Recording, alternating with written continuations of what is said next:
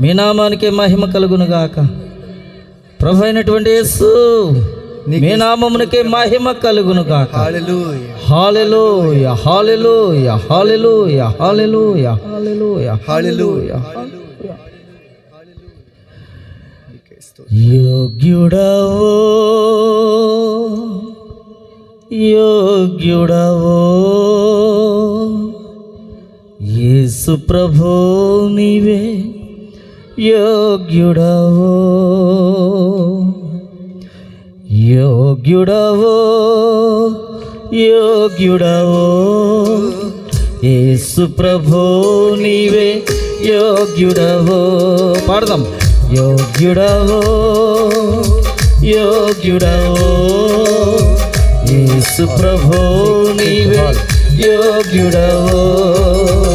మరణము గెలచిన యోధుడవో మరణము గెలచిన యోధుడవో. నా జీవితమున పూజ్యుడవో నా జీవితమున పూజ్యుడవో. యోగ్యుడవో యోగ్యుడవో యేసు ప్రభో నీవే యోగ్యుడవో యోగ్యుడవో యోగ్యుడవో యేసు ప్రభో నీవే యోగ్యుడవో. గ్లోరీ స్తోత్రం హల్లెలూయా. ఆయన సర్వసృష్టికి నిర్మాణకుడై ఉన్నాడు. ఆయన జీవించేవాడై ఉన్నాడు. జీవించేవాడైనటువంటి ప్రభు అయినటువంటి యేసుక్రీస్తు ముందు మన శిరములు వంచి ఆయన స్తుతించే వారముగా ఉన్నామని మనమందరము నమ్మి ఆయన స్తుతించుదాం. హల్లెలూయా హల్లెలూయా.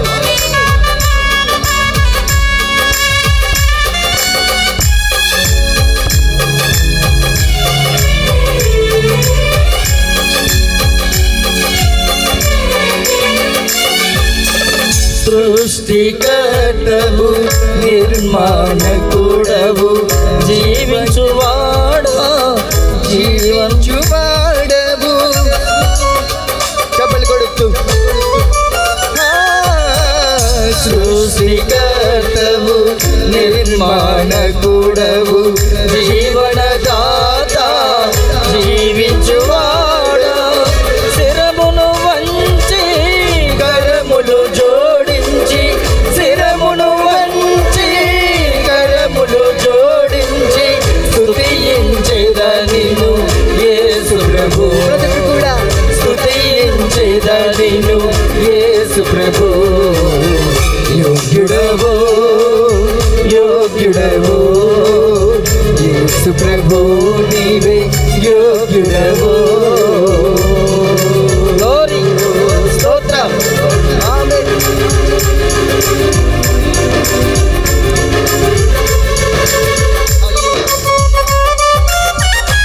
గొర్రె పిల్లవై యాగమైతివి నా దేవా. ఇదిగో సిలువ ఎందే పాపమైతివి. శిరమును వంచి కరములు జోడించి నిన్నే సేవించదనయ్యా. చప్పలు కొడుతూ అందరూ కలిసి ఏక స్వరంతో దేవునికి మహిమ పరచి. గొర్రె పిల్లవై యాగమైతివి సిలువ యందే పాపమైతివి.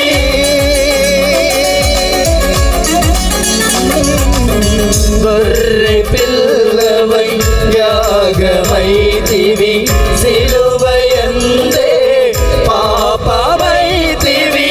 శిరమును వంచి కరములు జోడించి శిరమును వంచి కరములు జోడించి సేవించెదనిను యేసు ప్రభు సేవించెదనిను యేసు ప్రభు. యోగ్యుడవో యోగ్యుడవో యేసు ప్రభు నీవే యోగ్యుడవో యోగ్యుడవో యోగ్యుడవో యేసు ప్రభు నీవే యోగ్యుడవో. గ్లోరీ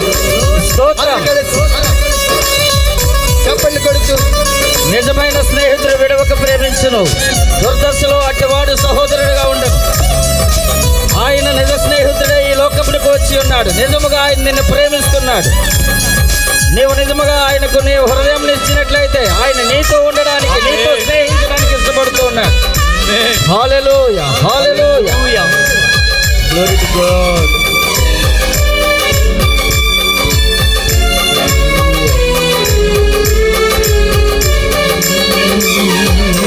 స్నేహితుడవై నన్నిల కోరితివి, విడువక నన్ను ఆదుకొంటివి.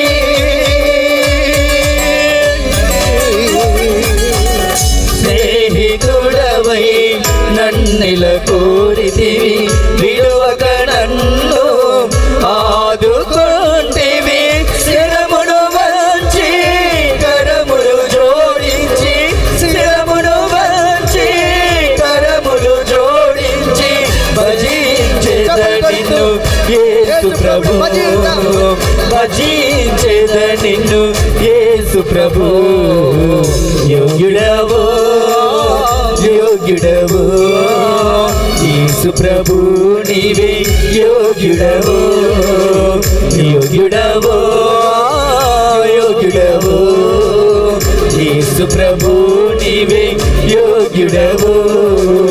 మరణము గెలచిన యోధుడవో యేసయ్యా, మరణము గెలచిన యోధుడవో తండ్రి. నా జీవితమున పూజ్యుడవో, నా జీవితమున పూజ్యుడవో.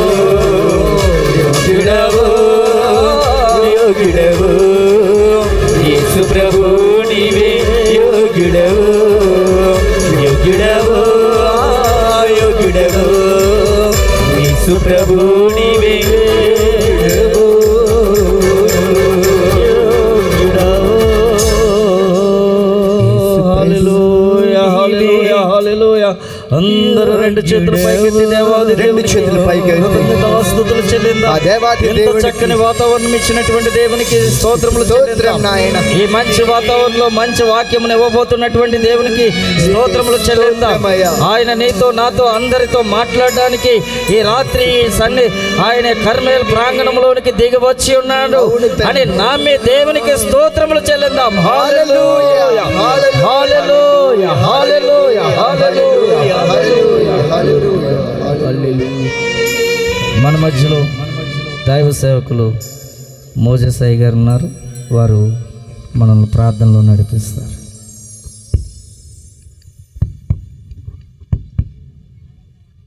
స్తోత్రములు స్తోత్రములు తండ్రి, మిక్కిలుగా ప్రేమిస్తాను మా తండ్రి అయిన దేవా. యేసు ప్రభువా, నీకే వందనాలు స్తోత్రాలు నాయనా. ఇదిగో ప్రభువా, నీ ఏర్పాటును బట్టి, నీ ప్రణాళికను బట్టి, ఇదిగో ప్రభు నీ దైవజనులను ప్రభా, మీ సంఘాన్ని ప్రేరేపించి నీ చిత్తములు ఇది జరగాలి కాబట్టి వారిని ఈ విధంగా ప్రభా ఈ కూటాలు జరగడాన్ని ప్రేరేపించి వాడుకుంటున్నారు. నీకు వందనాలు. ఈ ప్రాంగణం అంతట్లో కూడా ఇక్కడికి వచ్చిన దైవజనులందరినీ బట్టి ప్రభా వందనాలు స్తోత్రాలు. ఆయన ప్రసంగికులను బట్టి, ఏర్పాటు చేయబడిన దైవజనులను బట్టి నీకు స్తోత్రాలు ప్రభా. ఈ రాత్రికి మాట్లాడవలసిన దైవజనులను మీరు మరుగుపరిచి మీరు మాట్లాడండి. వారిని నీ వెలుగు ప్రభావంతో నింపండి బాబు. నీకు స్తోత్రాలు. ఇదిగో నాయన వచ్చినటువంటి ప్రభా విశ్వాసులైన సంఘం అంతటిని మీరు దీవించండి ప్రభా. ప్రతి వారికి నాయన మేలుకరమైనటువంటి విషయాలు మీరు మాతో మాట్లాడండి. సరిచేయండి, సరిదిద్దండి, పురికొల్పండి. నీ రాజ్యానికి మమ్మలను ఆయుత్తపరచండి ప్రభా. రేపు త్వరలో రాబోతున్నావు నాయన. నువ్వు సంఘము సిద్ధపడాలి కాబట్టి ప్రభా, అయా మేము సిద్ధపడి ప్రభా, అయా నీ యొద్దకు ప్రభా, అయా సంఘాన్ని ప్రభా నాయన నువ్వు తీసుకుని వెళ్ళినప్పుడు అయా నాయన సంఘం సిద్ధపడాలి ప్రభు. ఈ వర్తమానం ద్వారా, నీ వాక్యం ద్వారా సరిచేయండి ప్రభా. ఈ రాత్రి నీ రక్షణ కార్యాన్ని ఇక్కడ జరిగించండి. ఇంకనూ ఎవరు మారు మనసు పొందలేదో, రక్షించబడలేదో, ఒకవేళ రక్షించబడి ఉండి స్థిరమైన ఆత్మీయ జీవితం లేకుండా జీవిస్తూ ఉన్నారో అలాంటి వారితో నీ పరిశుద్ధాత్ముడా మీరు మాట్లాడి సరిచేసి పురుకొల్పి ప్రభా అయా భక్తి జీవితంలో నడిపించండి. నీకు సమీపంగా తీసుకురండి ప్రతి బిడ్డను కూడా. ఇదిగో నాయన ఈ రాత్రి జరిగేటటువంటి ఈ కార్యం అంతా పరిశుద్ధాత్మదేవా నీ చేతికి అప్పగిస్తున్నాను బాబు. అభిషేకించండి ప్రభా. ప్రతి దైవజన్ని ఇక్కడ అభిషేకించి మరుగుపరిచి మాట్లాడండి. మనుషులకు, సంఘానికి ఉపయోగకరమైన వర్తమానం ఈ రాత్రి మీరు మాకు అందివ్వండి. వ్యతిరేక శక్తులు, వ్యక్తులు, క్రియలు నజరేయుడైన యేసు అధికార నామములో బంధిస్తున్నాను. లయమైపోనుగాక. ఈ కరెంటుని యొక్క ఎలక్ట్రిసిటీ స్వాధీనపరచుకో ప్రభువా. ఈ సౌండ్ని స్వాధీనపరచుకో ప్రభువా. మాట్లాడే సేవకులను స్వాధీనపరచుకో ప్రభువా. ప్రతి మాట మా హృదయానికి అయా నాయన హత్తుకుని నీలో కొనసాగే కృప దయచేయమని రక్షకుడైన యేసు నామాన ప్రార్థన అడుగుచున్నాం తండ్రి. ఆమేన్. చాలా సంతోషం అండి. ఎక్కడి వారు అక్కడ జాగ్రత్తగా కూర్చోనండి. మంచి సమయానికి మనం వచ్చాం. కిరణ్ పాల్ గారు వచ్చి ఉన్నారు. తర్వాత అక్కడ నుంచి అవసరం లేకుండా ఇక్కడ కొద్ది ఖాళీ ఉంది, ఇక్కడ కూర్చోబెట్టండి. ఈ సమయంలో ఎఫ్ఎఫ్సిఐ నాయకులు పీటర్ పుట్టా గారు మన మధ్యలో ఉండడం ఎంతో ఆశీర్వాదం. అద్భుతమైన వాక్య సందేశాన్ని మధ్యాహ్నం ఆయన మనకు ఇచ్చి ఉన్నారు. వారిని సదరంగా స్టేజ్ మీదకి ఆహ్వానించి ఉండగా చప్పట్లు కొడదాం.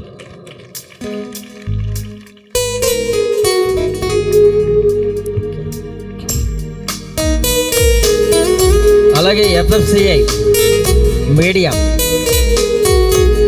2 తెలుగు రాష్ట్రాల్లో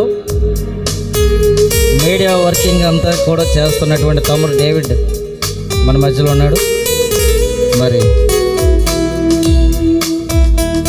చాలా సంతోషం.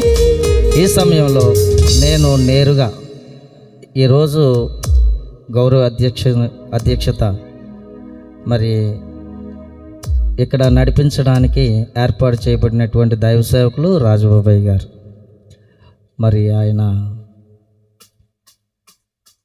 కొరకు ప్రార్థన చేయండి.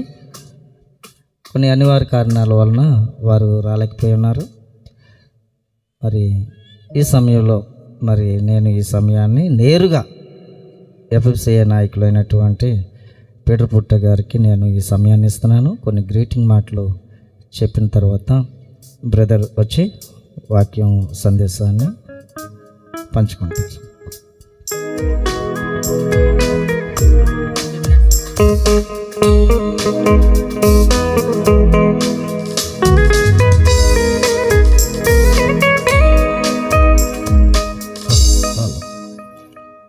Praise the lord. హల్లెలూయా.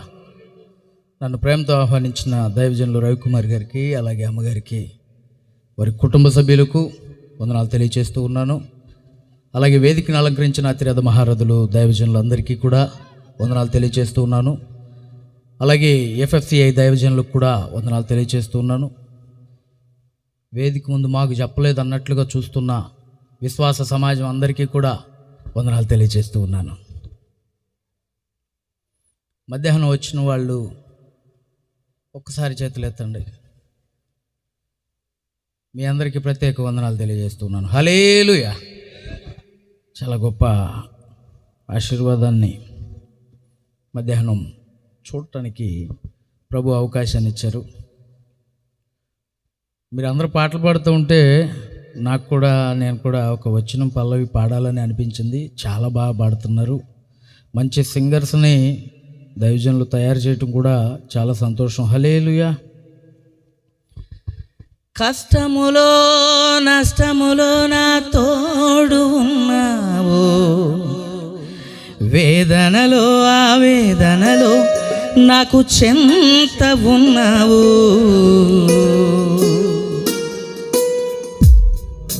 కష్టములో నష్టములో నా తోడు ఉన్నావు, వేదనలో ఆవేదనలో నా చెంత ఉన్నావు. అడిగిన వారికి ఇచ్చేవాడా,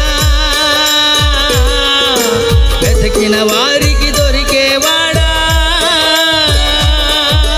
అడిగిన వారికి ఇచ్చేవాడా, వెతికిన వారికి దొరికేవాడా. కట్టిన వారికి తలుపులు తెరిచే దేవుడా, కట్టిన వారికి తలుపులు తెరిచే దేవుడా.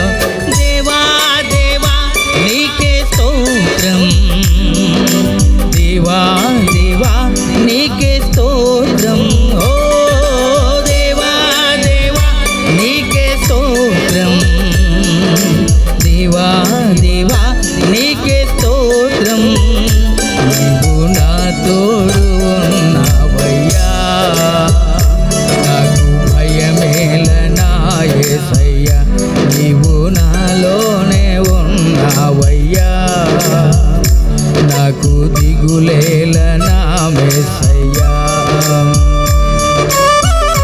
హల్లెలూయా.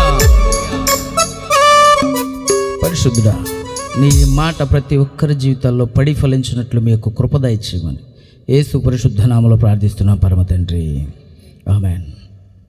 చాలా భారంతో కూడినటువంటి ఈ పరిచర్య, చాలా భారంతో, ఒక దర్శనంతో సంఘ క్షేమాభివృద్ధి కొరకు సైలెంట్గా ఉండాలా, ఎవరు మాట్లాడొద్దు దయచేసి. ఏర్పాటు చేయబడినటువంటి ఈ కూడికలకు విచ్చేసిన ప్రతి ఒక్కరిని పేరు పేరు చొప్పున దీవిస్తూ ఉన్నాము ప్రభు పేరట. అందరికీ ఆశీర్వాదాలు కలుగును గాక, ఆమేన్. ప్రతి ఒక్కరి జీవితాల్లో ఒక ప్రణాళిక ఉంటుంది. ప్రణాళిక లేదండి మాకు, అలా లైఫ్ కొట్టుకుపోతుంది అన్నవాళ్ళు ఎంతమంది ఉన్నారు చేయొద్దండి. ప్రతి ఒక్కరికి ఒక ప్రణాళిక ఉంటుంది. మన జీవితానికి ఒక ప్రణాళిక ఉంటుంది. మన బిడ్డల జీవితంలో కూడా మనం కొన్ని ప్రణాళికలను వేస్తూ ఉంటాం.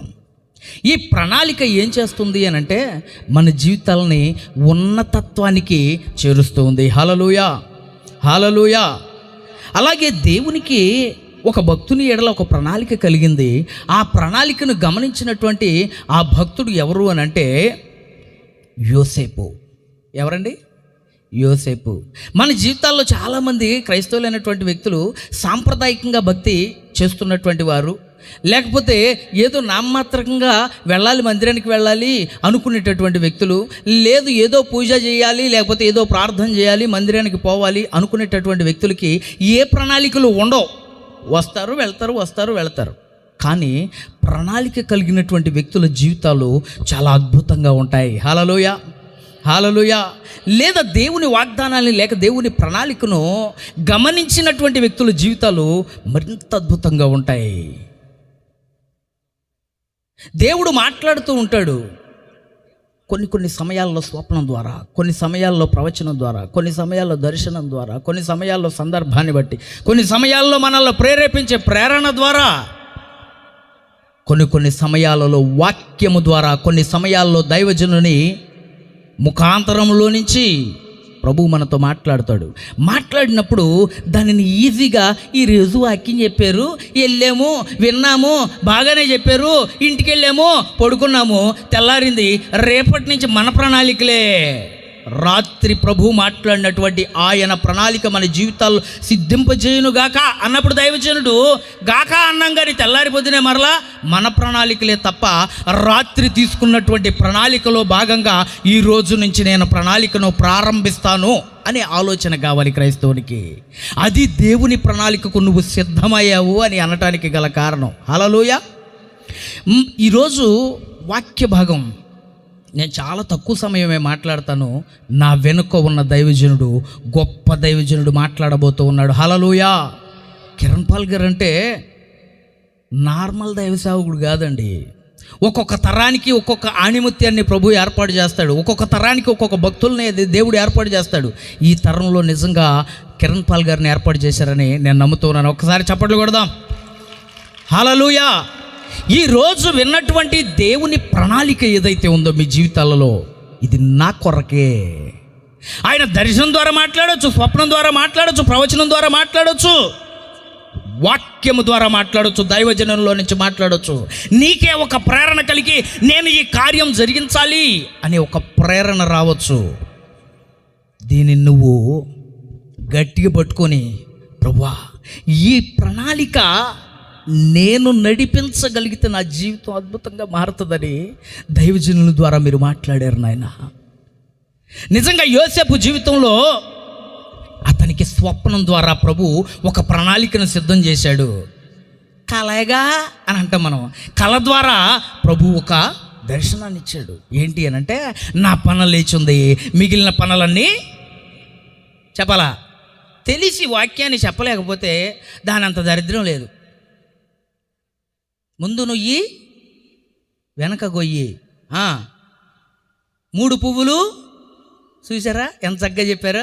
ఈ చెప్పమంటే దరిద్రం అంతా చెప్పమంటే చెప్పుకుంటాం, కానీ వాక్యాన్ని చెప్పమంటే మాత్రం నోరు లేకదు. హల్లెలూయా. మీ నోర్లు తెరవబడునుగాక, ఆమెన్. మీ నోర్లు నింపబడునుగాక, ఆమెన్. మీ నోటి ద్వారా నింపబడింది హృదయాలు నింపబడునుగాక, దాని ద్వారా మీరు ఆశీర్వాదం పొందుదురుగాక. హల్లెలూయా. అయితే నా పన లేచి ఉంది, మిగిలిన పనులన్నీ సాష్టాంగపడినాయి అని ఒక కలను అన్నాడు. ఆ కళ ప్రభువు ఇచ్చిందే. ఇది దేవుడు నాకు ఏర్పాటు చేసినటువంటి నా జీవిత ప్రణాళిక, దేవుడిచ్చిన వాగ్దానంగా భావించాడు యోసేపు. కళ వచ్చిందా, కళలేమి అవ్వలే అని అంటూ ఉంటాం కదా చాలాసార్లు. దైవికమైన కళలు నీ జీవితంలో నెరవేరుతాయి. ఆమెన్. చాలామంది జీవితాల్లో జరిగిన కళలను, అవి నెరవేరిన సందర్భాలను కూడా నేను చూసా. మా నాన్నగారికి వచ్చిన కళని ఒకసారి చెప్పినప్పుడు అది నెరవేరినప్పుడు నిజంగా ప్రభు దైవ సేవకులకు ఇచ్చినటువంటి ప్రేరణ నిజమే. దాని ద్వారా మేము చాలా పొందుకున్నాం. హల్లెలూయా, హల్లెలూయా. ఆ ప్రేరణ, ఈ కళ ద్వారా ఇతను ఏం ప్లాన్ చేస్తున్నాడు తెలుసా? భక్తులు స్థిరపడిపోయాడు. ఆమెన్. అప్పటి వరకు ఎలా ఉన్నాడు అని అంటే, సూర్యచంద్రులు 11 నక్షత్రాలు నాకు సాష్టాంగపడ్డాయని అంటున్నాడు. భయం పోయింది. ఏం పోయింది? భయం పోయింది ఫస్ట్ ఆఫ్ ఆల్. హల్లెలూయా. అప్పటి వరకు తండ్రి సంకలో ఉండేటటువంటి, తండ్రి ప్రేమగా పెంచుకున్నటువంటి, మిగిలిన వాళ్ళ కంటే ఎక్కువ ప్రేమను చూపించేటటువంటి, విచిత్రపు అంగీలను కుట్టించేటటువంటి అటువంటి ప్రేమను పొందుకునేటటువంటి వ్యక్తికి ఏమైందో తెలుసా? తండ్రి ప్రేమ కంటే దేవుని ప్రణాళిక ముఖ్యమైపోయింది. హల్లెలూయా, హల్లెలూయా. రే కళలను గనేవాడు వస్తున్నాడు అన్నప్పుడు ఈజీ కళగా పక్కన పెట్టేశాను అన్నయ్య. నన్ను ఏమనొద్దురా, నన్ను కొట్టొద్దురా, నన్ను తిట్టొద్దురా.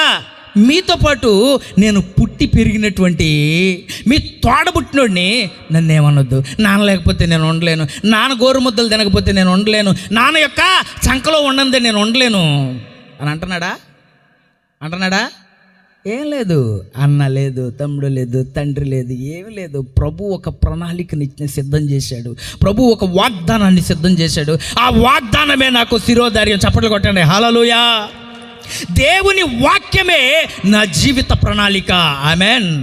అనుకున్నటువంటి యోసేపు జీవితంలో గోతిలో పడవేసినప్పుడు తన యొక్క ప్రణాళిక ఏమైపోయిందో తెలుసా? గోతులో పడి భయపడిపోతాడు అనుకున్నారు వీళ్ళంతా. భయపడిపోతాడు, కాళ్ళు పట్టేసుకుంటాడు వచ్చేసి. చాలాసార్లు మనం గోతులో పడినప్పుడు సాతానికి లొంగిపోతూ ఉంటాం, భయపడిపోతూ ఉంటాం, కాళ్ళు పట్టేసుకుంటాం. దేవుని యొక్క విశ్వాసాన్ని విడిచిపెట్టి ఎలా కావాలంటే అలా అండి, ఏ తాడు కావాలంటే ఆ తాడు, అది చివరికి ఏ తాడు అవుద్దో ఊహించేసుకోవచ్చు. హల్లెలూయా. అది చాలా పెద్ద తాడు అవుద్ది అది. కానీ దేవుని విశ్వాసంలో మనం నిలబడగలిగితే, దేవుని విశ్వాసానికి మనం నిలబడగలిగితే, ప్రభువా నీవు చూపించిన కల దర్శనము, నీవు చూపించినటువంటి ప్రణాళిక, నీవు చూపించినటువంటి వాగ్దానము నన్ను రాజును చేస్తానన్నావు. 11 పనులు సాష్టాంగ పడతాయి అన్నావు. సూర్య చంద్రులు 11 నక్షత్రములు సాష్టాంగ పడతాయి అని చెప్పావు. ఇదేనా ఈ గోతులోనా? ప్రభువా నీ యొక్క ప్రణాళికను సిద్ధం చేస్తానన్నావు ఇక్కడేనా? హల్లెలూయా. ఎంత శ్రమ కలిగినా ప్రభు ఎడల విశ్వాసాన్ని కలిగి జీవించే అనుభవం మనకుంటే మన జీవితాల్లో ప్రభు ఏం చేస్తాడు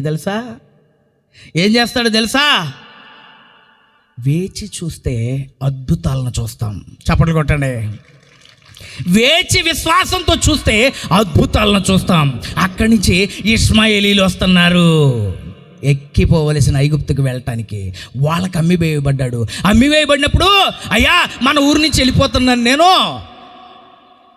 గట్టిగా నోరు తెరిచి, ఇష్మాయేలీలు నేను ఇక్కడ స్థానికుడిని, మా నాన్న ఫలానా యాకోబు, వీళ్ళందరూ మా అన్నయ్యలే, మీరెవర్రా కొనుక్కోవటానికి, అమ్మటానికి వీళ్ళెవర్రా అని అంటే కొనుక్కుంటారు వాళ్ళు? లే. ఎందుకంటే అతను అక్కడ స్థానికులు కానివాళ్ళు 1,00,000 మంది వచ్చిన స్థానికుడు ఒక్కడ నిలబడితే వాళ్ళంతా భయపడతారు. Yes or no? అలాంటి ప్రదేశంలో కూడా, అలాంటి ప్లేస్లో కూడా అమ్మివేయబడటానికి కూడా సిద్ధపడిపోయాడు. కొనుక్కోండి. ప్రభు ప్రణాళిక నా జీవితంలో ఏదో ఆయన ఏర్పాటు చేసినటువంటి ప్రణాళికను నేను ఖచ్చితంగా శిరస వహించాల్సిన అవసరం ఉంది. ఆమెన్. కొన్ని శ్రమలు కలిగినప్పుడు మనం కుంగిపోతూ ఉంటాం, కొన్ని శ్రమలు కలిగినప్పుడు పడిపోతూ ఉంటాం, కొన్ని శ్రమల్లో మనము దూషణకరమైన మాటలు మాట్లాడుతూ ఉంటాం, దేవునికి కూడా దూరం అయిపోవటానికి ఇష్టపడిపోతూ ఉంటాం, సాతానికి లొంగిపోతాం, లోబడిపోతాం. కానీ మన జీవితాల్లో దేవుని ప్రణాళికకు నీవు శిరస వహిస్తే, దేవుని ప్రణాళికకు నీవు సిద్ధపడితే నీ జీవితంలో ఆయన చేయబోయే కార్యాలు ఎలా ఉంటాయి తెలుసా? ఇష్మాయిలీలు కొనుక్కొని పోతీఫరోకి అమ్మేశారు. అమ్మేసినప్పుడు ప్రభువా నీ ప్రణాళిక ఏంటి ఎంత అద్భుతంగా ఉంది. మనం ఏమనుకుంటాం? అమ్మో మా నాన్న దగ్గర నుంచి వచ్చేసాను, మా అమ్మ దగ్గర నుంచి వచ్చేసాను, మా దేశం నుంచి వచ్చేసాను, అమ్మో నన్ను బానిసగా కొనేసుకున్నారు, నేను బానిసని అయిపోయా, దేవుడు లేడు, ఏమీ లేదు, నా జీవితానికి ఇంకా ఏ దిక్కు లేకోకుండా అయిపోయింది. ఇంతకుముందు వరకు మా అన్నయ్యలన్నా ఉన్నారు, శత్రువులు బత్రువులు అన్నయ్యలన్నా ఉన్నారు, వాళ్ళు కూడా లేరు, ఇంకేమీ లేదు, అయిపోయింది. కానీ ప్రభువా ఈ దేశం నుంచి ఈ దేశానికి నడిపించేవు అని అంటే, పోతీఫరు ఇంటికి నన్ను అమ్మేసే పరిస్థితికి వచ్చింది అని అంటే, నీ ప్రణాళికను నా కొరకు సిద్ధం చేసిన ప్రణాళికను ఎక్కడేమైనా ఏర్పాటు చేసి, అసలు ఏ విశ్వాసం! అబ్బా ఒకసారి చప్పట్లు కొట్టండి గట్టిగా, హల్లెలూయా హల్లెలూయా. శ్రమలో కూడా దేవుని ఎడల విశ్వాసంలో సంతోషిస్తున్నటువంటి విశ్వాస యోధుడు, విశ్వాస వీరుడు యోసేపు. ఆమెన్. మనకుందా అటువంటి విశ్వాసం? మనకుందా? భార్య తిడితే తాగుబోతాడా అంటే వెంటనే తిరగబడిపోతాం. భర్త ఏదైనా భార్యనంటే వెంటనే తట్టబుట్ట సదిరేసి పరిగెత్తేస్తాం. ఎక్కడి వరకు ఉంది అని అంటే, చిన్న చిన్న ఎమోషన్స్ దగ్గరే ఆగిపోయింది నీ భక్తి జీవితం. చిన్న చిన్న కలహాలు, ఎమోషన్స్, వాటి దగ్గరే ఆగిపోతున్నావు తప్ప ఇంకొక అడుగు ముందుకేసి ప్రభు వాక్యాన్ని తెరిచి చూడటం మొదలు పెడితే, ఇంకొక అడుగు ముందుకేసి మందిరానికి రాగలిగితే, ఇంకొక అడుగు ముందుకేసి దేవుని సన్నిధిలో ప్రార్థన చేసే అనుభవం నీకుంటే, ఒక్కొక్క అడుగు ముందుకేసి నీ యొక్క సమస్యను దైవజనుని ఎదుట పెట్టగలిగితే, నీ ఇంకొక అడుగు ముందుకేసి దేవునితో సంభాషణ చేయగలిగితే, నీ జీవితము ఇందాక చెప్పాను కదా, 3 పువ్వులు గట్టిగా ఏమన్నా చెప్పండి, 6 కాయలు, అంత అద్భుతంగా దేవుడు తీర్చిదిద్దాడు. Amen amen. అక్కడి నుంచి వెళ్ళిపోయినటువంటి యోసేపు ఎక్కడికి వెళ్ళాడట? స్త్రీ యొక్క కొన్ని సమయాలలో ప్రభు పరీక్షిస్తాడు అనుకోవచ్చు, సాతాను శోధిస్తాడు అనుకోవచ్చు. ఏది ఏమైనా నీ యొక్క భక్తి జీవితం పర్ఫెక్ట్గా ఉంటే ఏ వలలోనూ పడటానికి లేదు. Amen amen. సాతానుడి చేతిలో నుంచి విడిపించుకొని మరి పరుగులెత్తాడు దేవుని పని కొరకు. ఆమెన్. దేవుని యొక్క ప్రణాళికను నెరవేర్చడానికి సాతానుడు ఎన్ని ఎమోషన్స్ క్రియేట్ చేసినా విడిచిపెట్టి మరి పరిగెత్తాడు. చెరసాలలో పడ్డాడు. చెరసాలలో నుంచి ఫరో దగ్గరికి వెళ్ళాడు. నేను ఒక కలగా అన్నానయ్యా, ఆ కలభావం హల్లెలూయా హల్లెలూయా. దేవుని ప్రణాళిక ఎంత విచిత్రంగా ఉందో చూడండి. ఆశీర్వదింపబడాలంటే ఈజీగా తండ్రికి తెవదు. చాలా ఒక యజ్ఞం చేయాల. హల్లెలూయా. అది ప్రార్థనా యజ్ఞము. హల్లెలూయా. నా వెనక మాట్లాడబోతున్నటువంటి దైవజనులు, మహాభక్తులు, నేను చాలా ఇష్టపడతా. ఒకే ఊరిలో ఉంటాం ఇద్దరం.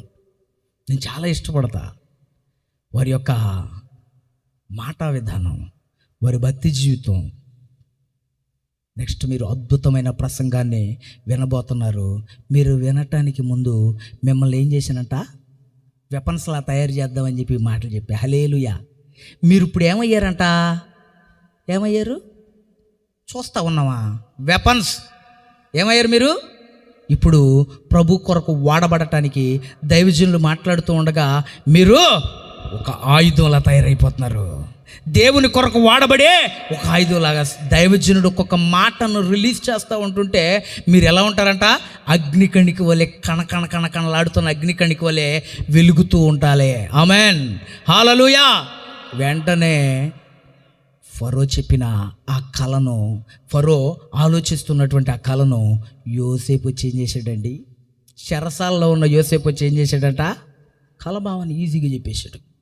ఈజీగా చెప్పేస్తే తన కలభావాన్ని ఈజీగా తెలుసుకుని, నిజమే అప్పటి వరకు చాలామంది మాంత్రికులు, మంత్రగాళ్ళు, శకునగాండ్రు, అక్కడ ఉన్నటువంటి ప్రతి ఒక్కడు ఇష్టం వచ్చినట్టు పేలిపోయారు, ఇష్టం వచ్చినట్టు మాట్లాడేశారు. ఇదే అదే అదే ఇదే ఇదే అదే అదే.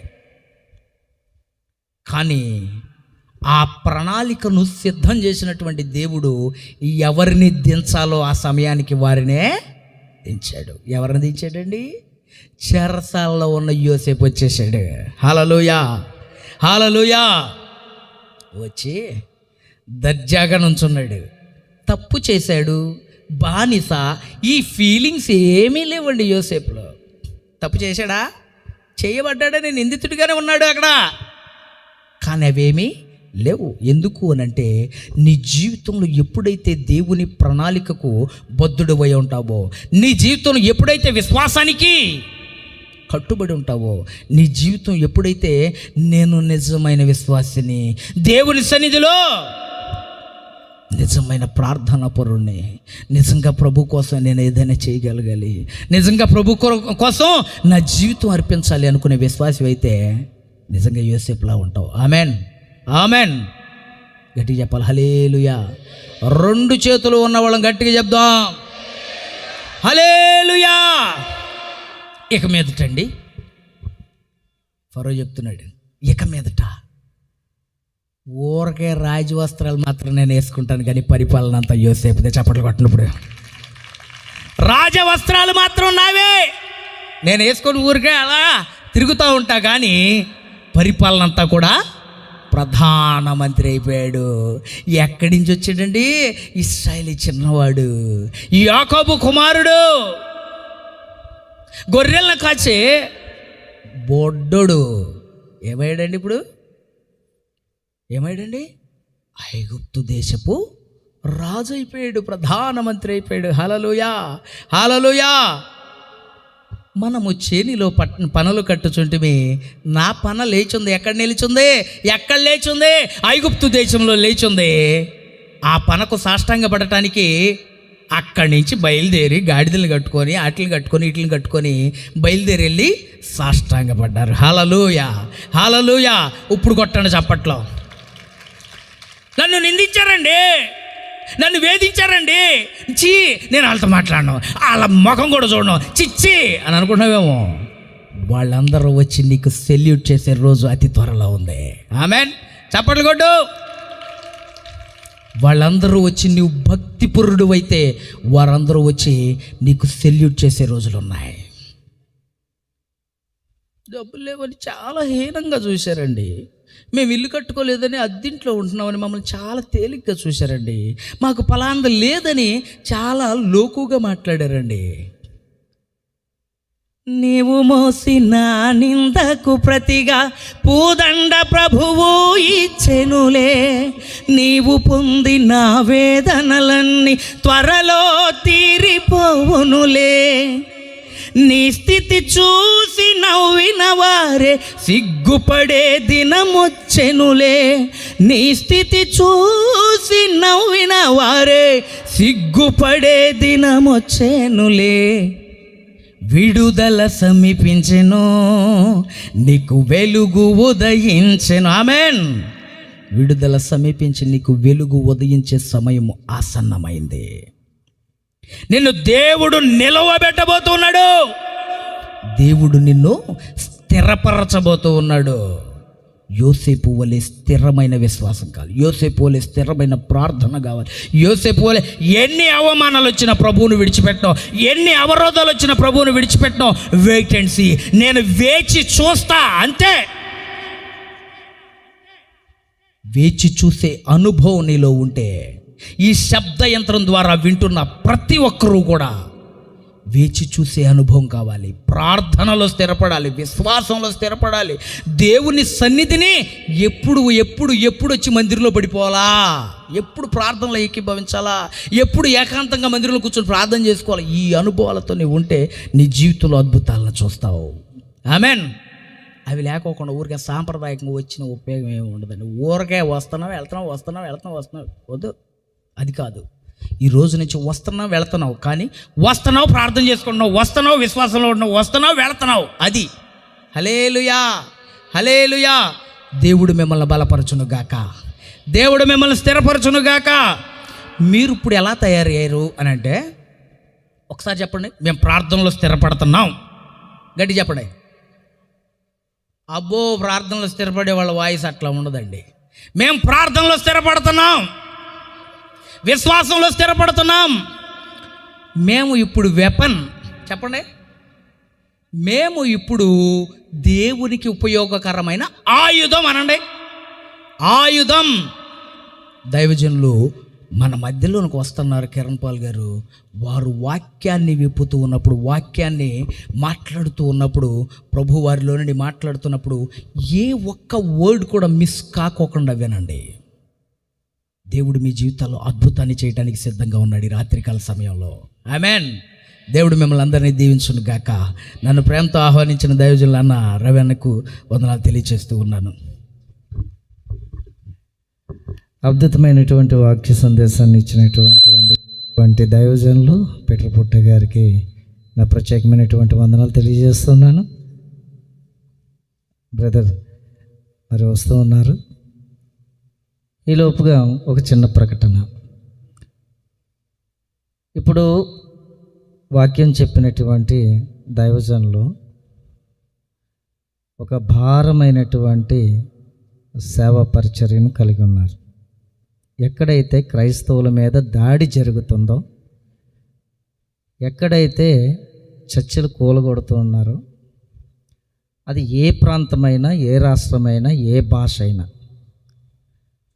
మన భారతదేశంలో చుట్టువైపులో ఎక్కడెక్కడ క్రైస్తవుల మీద దాడులు జరుగుతున్నాయో ఆ స్థలములో ఆయన ఉంటారు. FFCI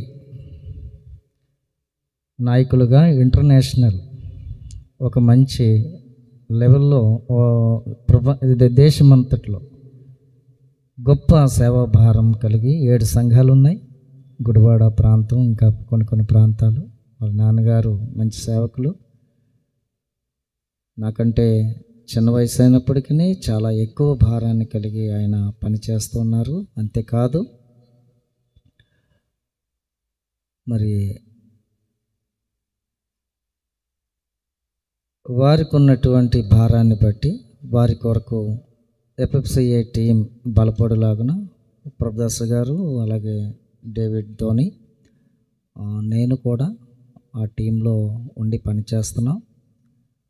మన ప్రాంతంలో ఎవరైనా ఏదైనా సమస్య ఉంటే అది నేరుగా ప్రభుదాస్ గారికి, డేవిడ్ ధోని గారికి, నాకు కూడా ఫోన్ చేసి చెప్పొచ్చు. వారు వచ్చి ఆ సమస్య, అంతేకాదు వారు ఒక మంచి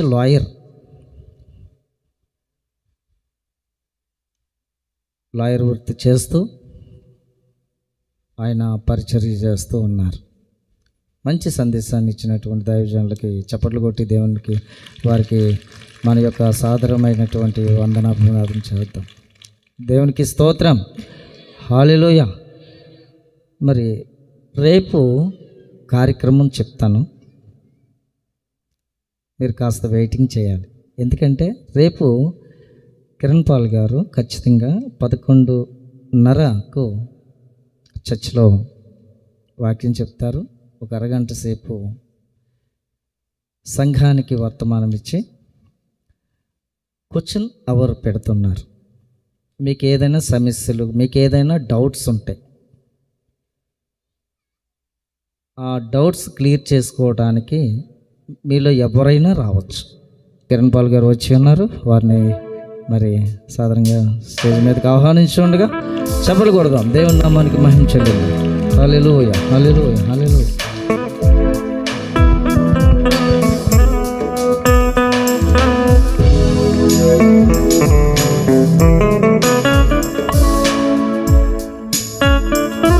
చాలా మంచిది. ఇంకా సమయం ఆలస్యం చేయవద్దు.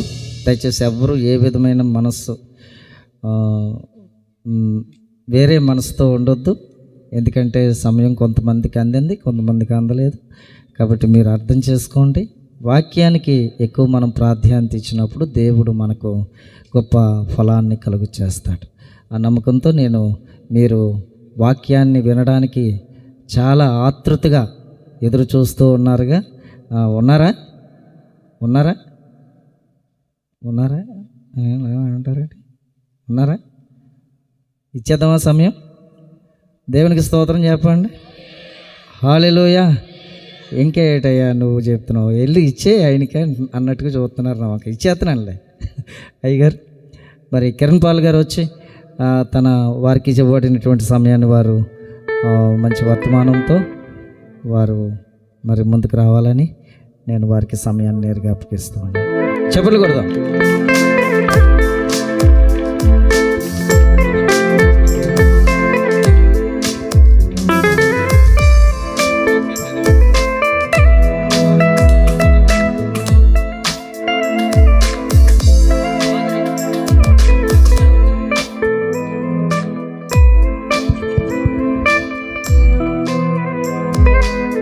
హాల్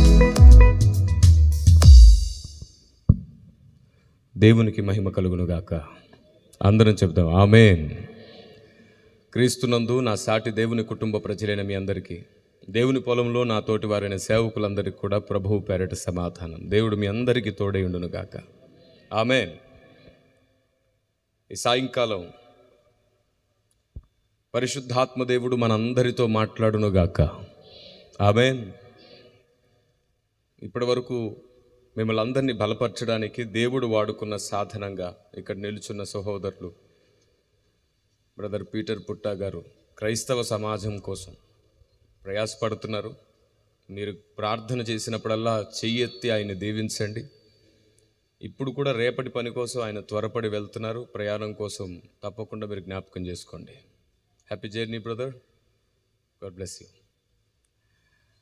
నేరుగా దేవుని జ్ఞానాన్ని, దేవుని ఆలోచన విధానాన్ని నేర్చుకుందాం. ఓ మాట మీ ముందు ప్రస్తావిస్తున్నాను, జాగ్రత్తగా వినండి. ఈ రాత్రే ఒకవేళ మనం మన జీవితాన్ని ముగించాల్సి వస్తే దేవుడు మనకు వెంటనే అర్జెంటుగా ఏం చెప్పాలనుకుంటున్నాడు? అంత అర్జెంటుగా అంటే అంత అత్యవసరమైన సందేశం ఏముంటుంది మన జీవితంలో? ఉంటుంది. ఈ భూమి మీద క్రైస్తవుడు భక్తి చేయడానికి కేవలం ఆశీర్వాదములే కారణం కాదు. నేను 18 సంవత్సరాలుగా సంఘాలను అడుగుతున్నాను, 18 ఇయర్స్గా, మీరు మందిరానికి దేని కొరకు వస్తున్నారు అని. సంఘంలో చాలా వరకు అంటే 90% వరకు అందరు చెప్పిన సమాధానం ఒకటే, ఆశీర్వాదం కొరకు, దీవెన కొరకు వస్తున్నాము అని. మా పిల్లల్ని దేవుడు కాపాడాలని వస్తున్నాము అని. ఆశీర్వాదం కొరకు, దీవెనల కొరకు మందిరానికి రాకూడదు. ఒకవేళ దాని కొరకే వస్తే మనం బుద్ధి లేని సంఘంగా మారిపోతాం. మరి దేని కొరకు మందిరానికి రావాలి? ఆశీర్వాదం కొరకు, దీవెన కొరకు కాదు, మనమే ఆశీర్వాదం అయిపోవాలని మందిరానికి రావాలి. కొంచెం బిగ్గరగా చెప్పండి అదే మాట. దేవునికి మహిమ కలుగునుగాక. ఆమేన్. బిగ్గరగా స్తుతించడం మంచిది. దాంట్లో 2 లాభాలు ఉన్నాయి. ఒకటి, మీ పక్కనే సిగ్గుపడుతూ దేవుణ్ణి స్తుతించలేని కొందరు ఉంటారుగా, అన్నదమ్ములు, అక్క చెల్లెళ్ళు. నువ్వు బిగ్గరగా స్తుతించడం చూసి సిగ్గుపడకుండా నీతో కలిసి వారు స్తుతించడం అలవాటు చేసుకుంటారు. నీ వల్ల తండ్రిని వారు స్తుతిస్తారు. కొందరు ఉంటారు చెయ్యెత్తడానికి కూడా సిగ్గుపడతారు. అందరూ స్తుతిస్తుంటే అటు ఇటు చూస్తూ ఉంటారు. వారు మనసులోనే స్తుతిస్తారు, బయటికి స్తుతించలేరు. ఎరికో కోట కూలాలి అంటే శబ్దం బయటికి రావాలి ఖచ్చితంగా. మనం సిగ్గుపడేవారం కాకుండా యుద్ధం చేసేవారిగా బ్రతకడానికి పరిశుద్ధాత్మదేవుడు మనల్ని సైన్యం అని పిలుస్తున్నాడు. వ్యూహిత సైన్య సమభీకర రూపిణి అంట సంఘం. సైన్యానికి ఎప్పుడు ధైర్యం వస్తుందో తెలుసా? యుద్ధం ఎలా చేయాలో, యుద్ధం అంటే ఏమిటో, యుద్ధ నైపుణ్యత అంతా కూడా సంఘానికి తెలిస్తే సంఘం భయపడదు, ధైర్యంగా అడుగులు వేస్తుంది. కాబట్టి ప్రతి సందేశం దేవుని ఆలోచన మనకు అందించేదిగా దేవుడు అనుగ్రహిస్తున్నప్పుడు దాన్ని మనం రిసీవ్ చేసుకోలేకపోవడానికి కారణం ఒక్కటే, ఆశీర్వాదాల కొరకు మందిరానికి వస్తూ ఉంటాం మనం. నేను చాలా చోట్ల చెప్పాను, మీకు చెప్తాను. ఈనాటి క్రైస్తవ సమాజం ఎలా మారిపోయిందంటే తమకు నచ్చింది విందామని మందిరానికి వస్తున్నారు. రెండోది, తమకు నచ్చినట్లు చెబితేనే వింటారు. మీకు నచ్చింది చెప్పి మీకు నచ్చినట్లు చెబితే మాకు పరలోకంలో ఫలం ఎక్కడిది? దేవుడు మాకు అప్పగించిన బాధ్యత నెరవేర్చేది ఎప్పుడు? నీకు నచ్చినట్లు నీకు నచ్చింది చెప్పడానికి సేవకుడు బోధించడు. ఆయన చెప్పాలనుకున్నది సంఘానికి అందించడమే బోధ. ఆమేన్. ఆయన మనస్సు మీ మనస్సులో పెట్టడమే బోధ. అది చేయలేకపోతే మేము గాలికై ప్రయాసపడుతున్నట్లే. అది చేయలేకపోతే మేము లెక్కలోకి వచ్చేస్తాం. దేవుని గ్రంథంలో ఆదికాండం నుండి ప్రకటన గ్రంథం వరకు భక్తుల జీవితాలను చెప్పి మిమ్మల్ని ప్రోత్సహించడంతో పాటు ఆ జీవితాల వెంట జరిగిన దేవుని వ్యూహాన్ని కూడా మీకు బోధించాలి. సండే స్కూల్ పిల్లలకు కూడా భక్తుల జీవితం తెలుసు, కానీ అదే భక్తుల జీవితం నుండి ఎన్నో ఆత్మీయ పాఠాలు సంఘం నేర్చుకుంటుంది. సరిపోదు. మూలోపదేశములు మాని సంపూర్ణమవడానికి సాగిపోవలసిన సమయం ఆసన్నమయ్యింది. ఆమేన్. క్రీస్తును గూర్చిన మూలోపదేశములు మాని సంపూర్ణమవ్వడానికి వెళ్దామంటాడు పౌలు. హెబ్రీయులకు రాసిన పత్రిక 6వ అధ్యాయం మొదటి 2 వచనాల్లో పౌలు స్వరం అది. పునాదిని గూర్చి మాట్లాడుతూ అంటాడు, ఇంకా చాలు మనం క్రీస్తును గూర్చిన మూలోపదేశాలు మానేద్దాము అంటాడు.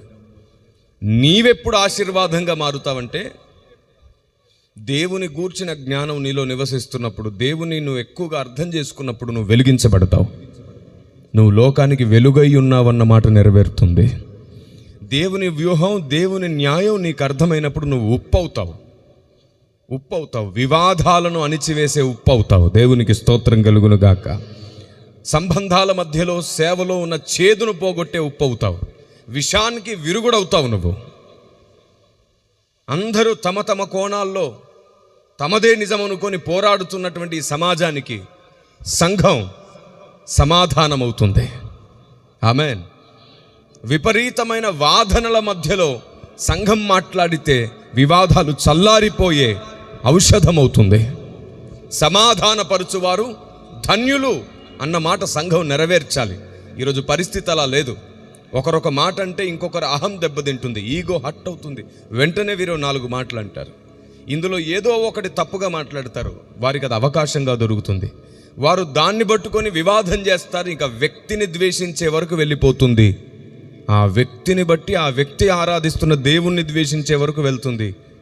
దేవుణ్ణి బట్టి ఆ దేవుణ్ణి ఆరాధించే గుంపు మొత్తం ఇంతే అని సమాజం ఒక గుంపునే వెలివేస్తుంది. ఇలాంటి దుస్థితిలో నేటి క్రైస్తవ సమాజపు ఆలోచన విధానం ఉంది. ఎవరైనా బైబిల్లో మాట అన్నారనుకోండి, లేదు నువ్వు ప్రాణంగా ప్రేమించే దేవుణ్ణే ఓ మాట అన్నారనుకోండి, ఎవరు సహనంగా ఉంటున్నారు? నేటి దినాల్లో సోషల్ మీడియా చూస్తున్నాం కదా, అందరి చేతికో ఛానల్ వచ్చేసింది. ఎవడి ఛానల్ వాడు పెట్టుకొని తమ అహాన్ని, తమ కోపాన్ని, తమ ఆవేశాన్ని ఆత్మావేశం అనుకుంటున్నారు, రోషం అనుకుంటున్నారు. నా దేవుణ్ణి అంటావా అని గట్టిగా బిగ్గరగా మాట్లాడడం రోషం అనుకుంటున్నారు. రోషం అంటే అది కాదు. రోషం అంటే నీలో ఆవేశం కాదు. రోషం అంటే నీ కోపం కాదు. రోషం అంటే అనవసరమైన నీ స్పందన కాదు. రోషం అంటే ఎన్ని ఆటంకాలు వచ్చినా, ఎన్ని ఉపద్రవాలు వచ్చినా, ఎన్ని అవమానాలు వచ్చినా, ఎన్ని సమస్యలు వచ్చినా, పరిస్థితులు అననుకూలంగా ఉన్నా దేవుని చిత్తం చేయడానికి నీ అడుగులు ముందుకు వెళ్తూ ఉంటాయి. చూసావు, వాణ్ణి అంటారు రోషగాడ్రా. ఎన్ని పరిస్థితుల్లో కూడా అడుగు ఆపకుండా దేవుని చిత్తం నెరవేరుస్తున్నాడు అని. దేవునికి స్తోత్రం కలుగును గాక. కానీ నేటి సమాజానికి రోషం అంటే ఏమిటి? బిగ్గరగా అరవడం, కోపంగా మాట్లాడడం, ఆవేశంగా మాట్లాడడం. ఆహా, ఆయన రోషం అండి, ఆయన ఏమన్నా తట్టుకోలేడు.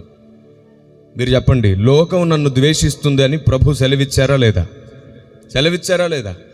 మీరు నన్ను ప్రేమిస్తున్నారు, నన్ను వెంబడిస్తున్నారు, మిమ్మల్ని కూడా లోకం ద్వేషిస్తుంది అన్నారా లేదా? ఇప్పుడు ద్వేషిస్తున్న లోకానికి ప్రేమను నేర్పించాల్సిన బాధ్యత ఎవరి మీద ఉంది?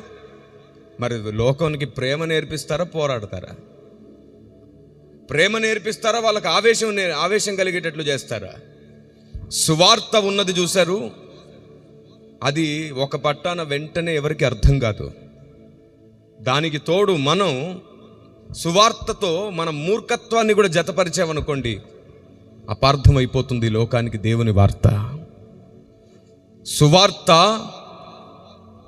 ఆవేశంతో చెప్పేది కాదు, ఆలోచనతో చెప్పేది. వారికి కోపం వచ్చేటట్లు చేసేది కాదు, ఆలోచన వచ్చేటట్లు చేసేది.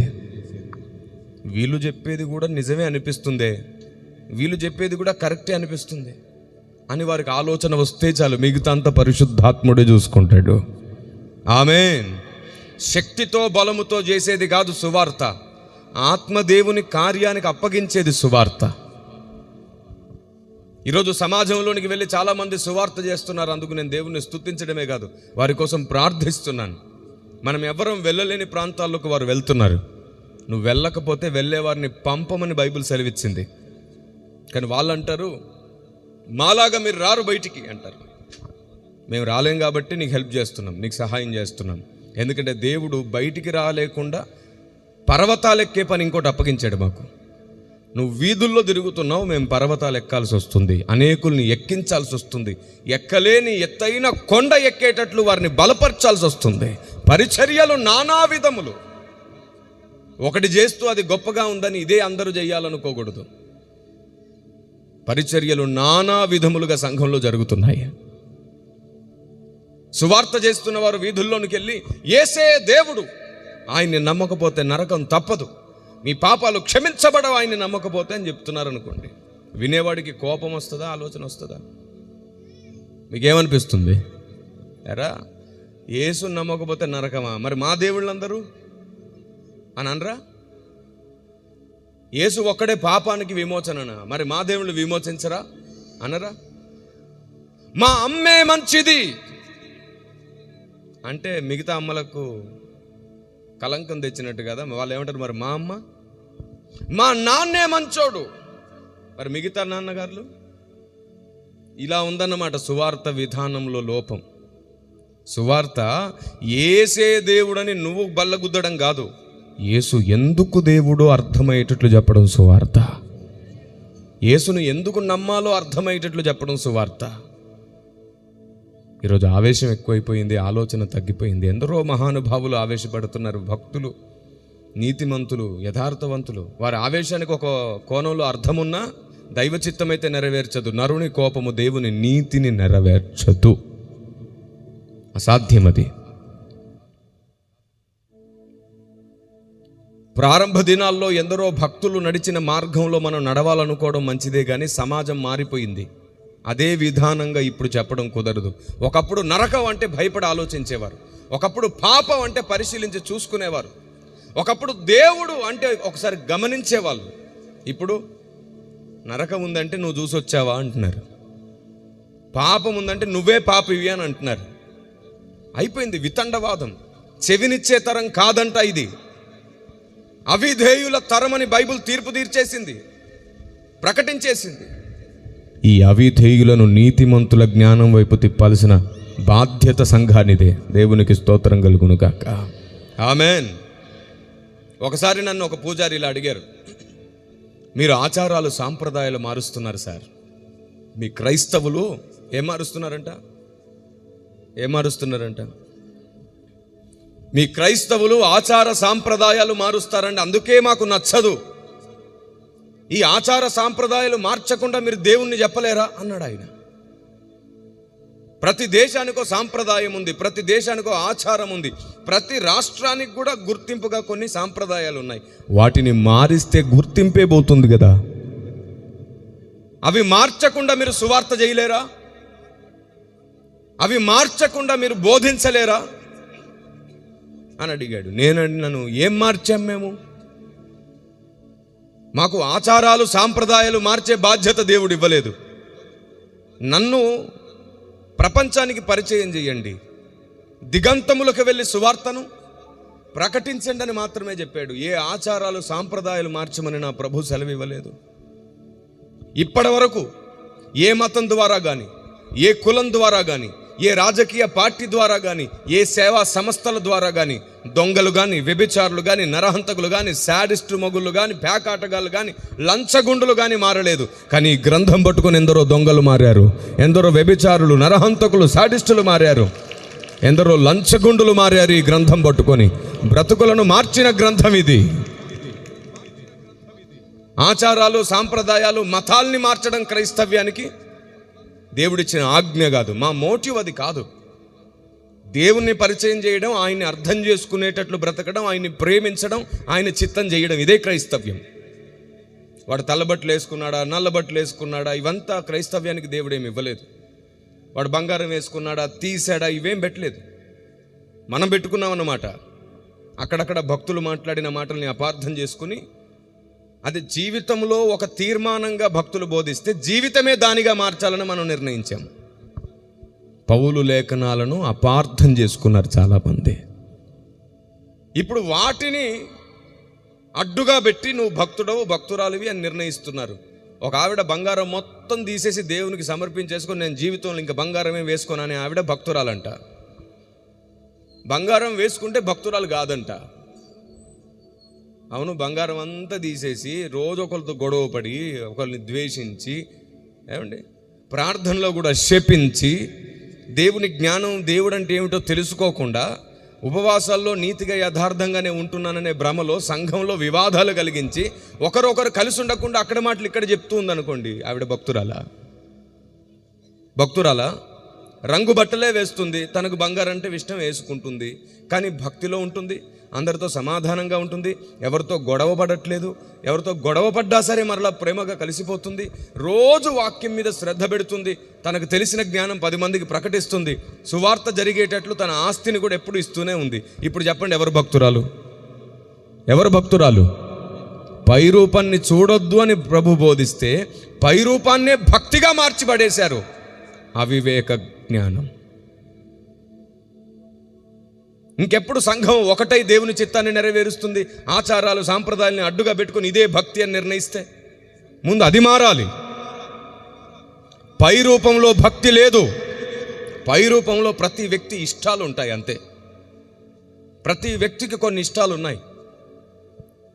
ఒకడెప్పుడు టీ షర్టే వేసుకుంటాడు, వాడికి ఇష్టం. ఒకడెప్పుడు షర్టే వేసుకుంటాడు, వాడికి ఇష్టం. ఒకడెప్పుడు లాల్చీ వేసుకుంటారు, అది వాళ్ళ ఇష్టం. అంబేద్కర్ గారి దగ్గరికి వెళ్ళి నువ్వు షూటు బూట్ వేసుకోవడం నాకు నచ్చలా, ధోతి కట్టండి కడతాడా? గాంధీ గారి దగ్గరికి వెళ్ళి నువ్వు ధోతి కట్టడం నాకు నచ్చలా, షూటు బూట్ వేసుకుంటే వేస్తాడా? వారి ఇష్టాన్ని గౌరవించి వారిని ప్రేమించడం కూడా నేర్చుకోవాలి. ప్రతి చిన్నదాన్ని వివాదంగా మార్చుకోవద్దు. సమాధానంగా ఉండడానికి పిలువబడ్డాం, అవివేకంగా వివాదాల్లో బ్రతకడానికి పిలువబడలేదు. వివాదాన్ని అణచడానికి దేవుడు మనల్ని స్వాధీనపరచుకొనుగాక. ఆమేన్.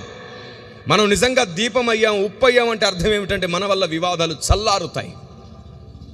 లోకం అడిగే ప్రతి ప్రశ్నకు సమాధానం ఇవ్వాలి, అది కూడా సమాధానంగానే ఇవ్వాలి.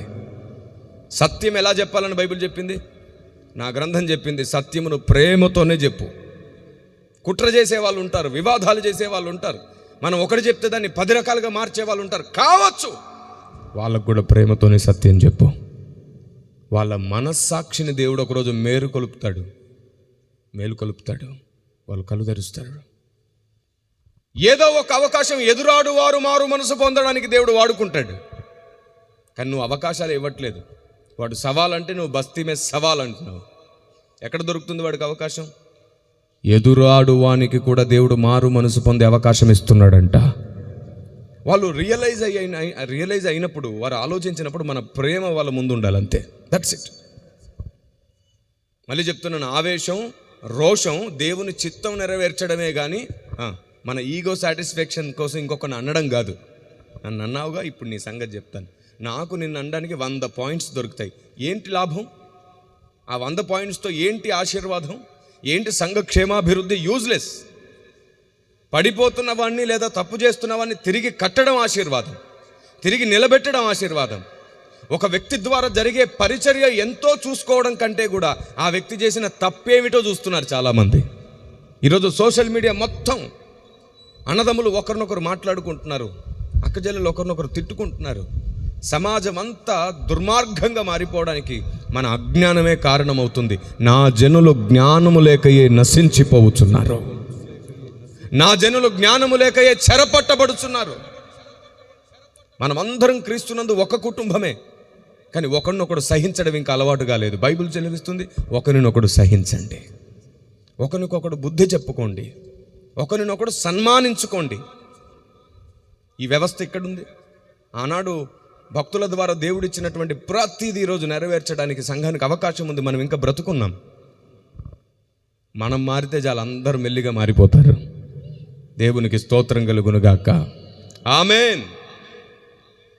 ఈ వ్యవస్థ మారాలి అంటే వాడు మారినాకే నేను మారుతా అనేవాడు కాదు, నేనే ముందు మారుతాననేవాడు కావాలి.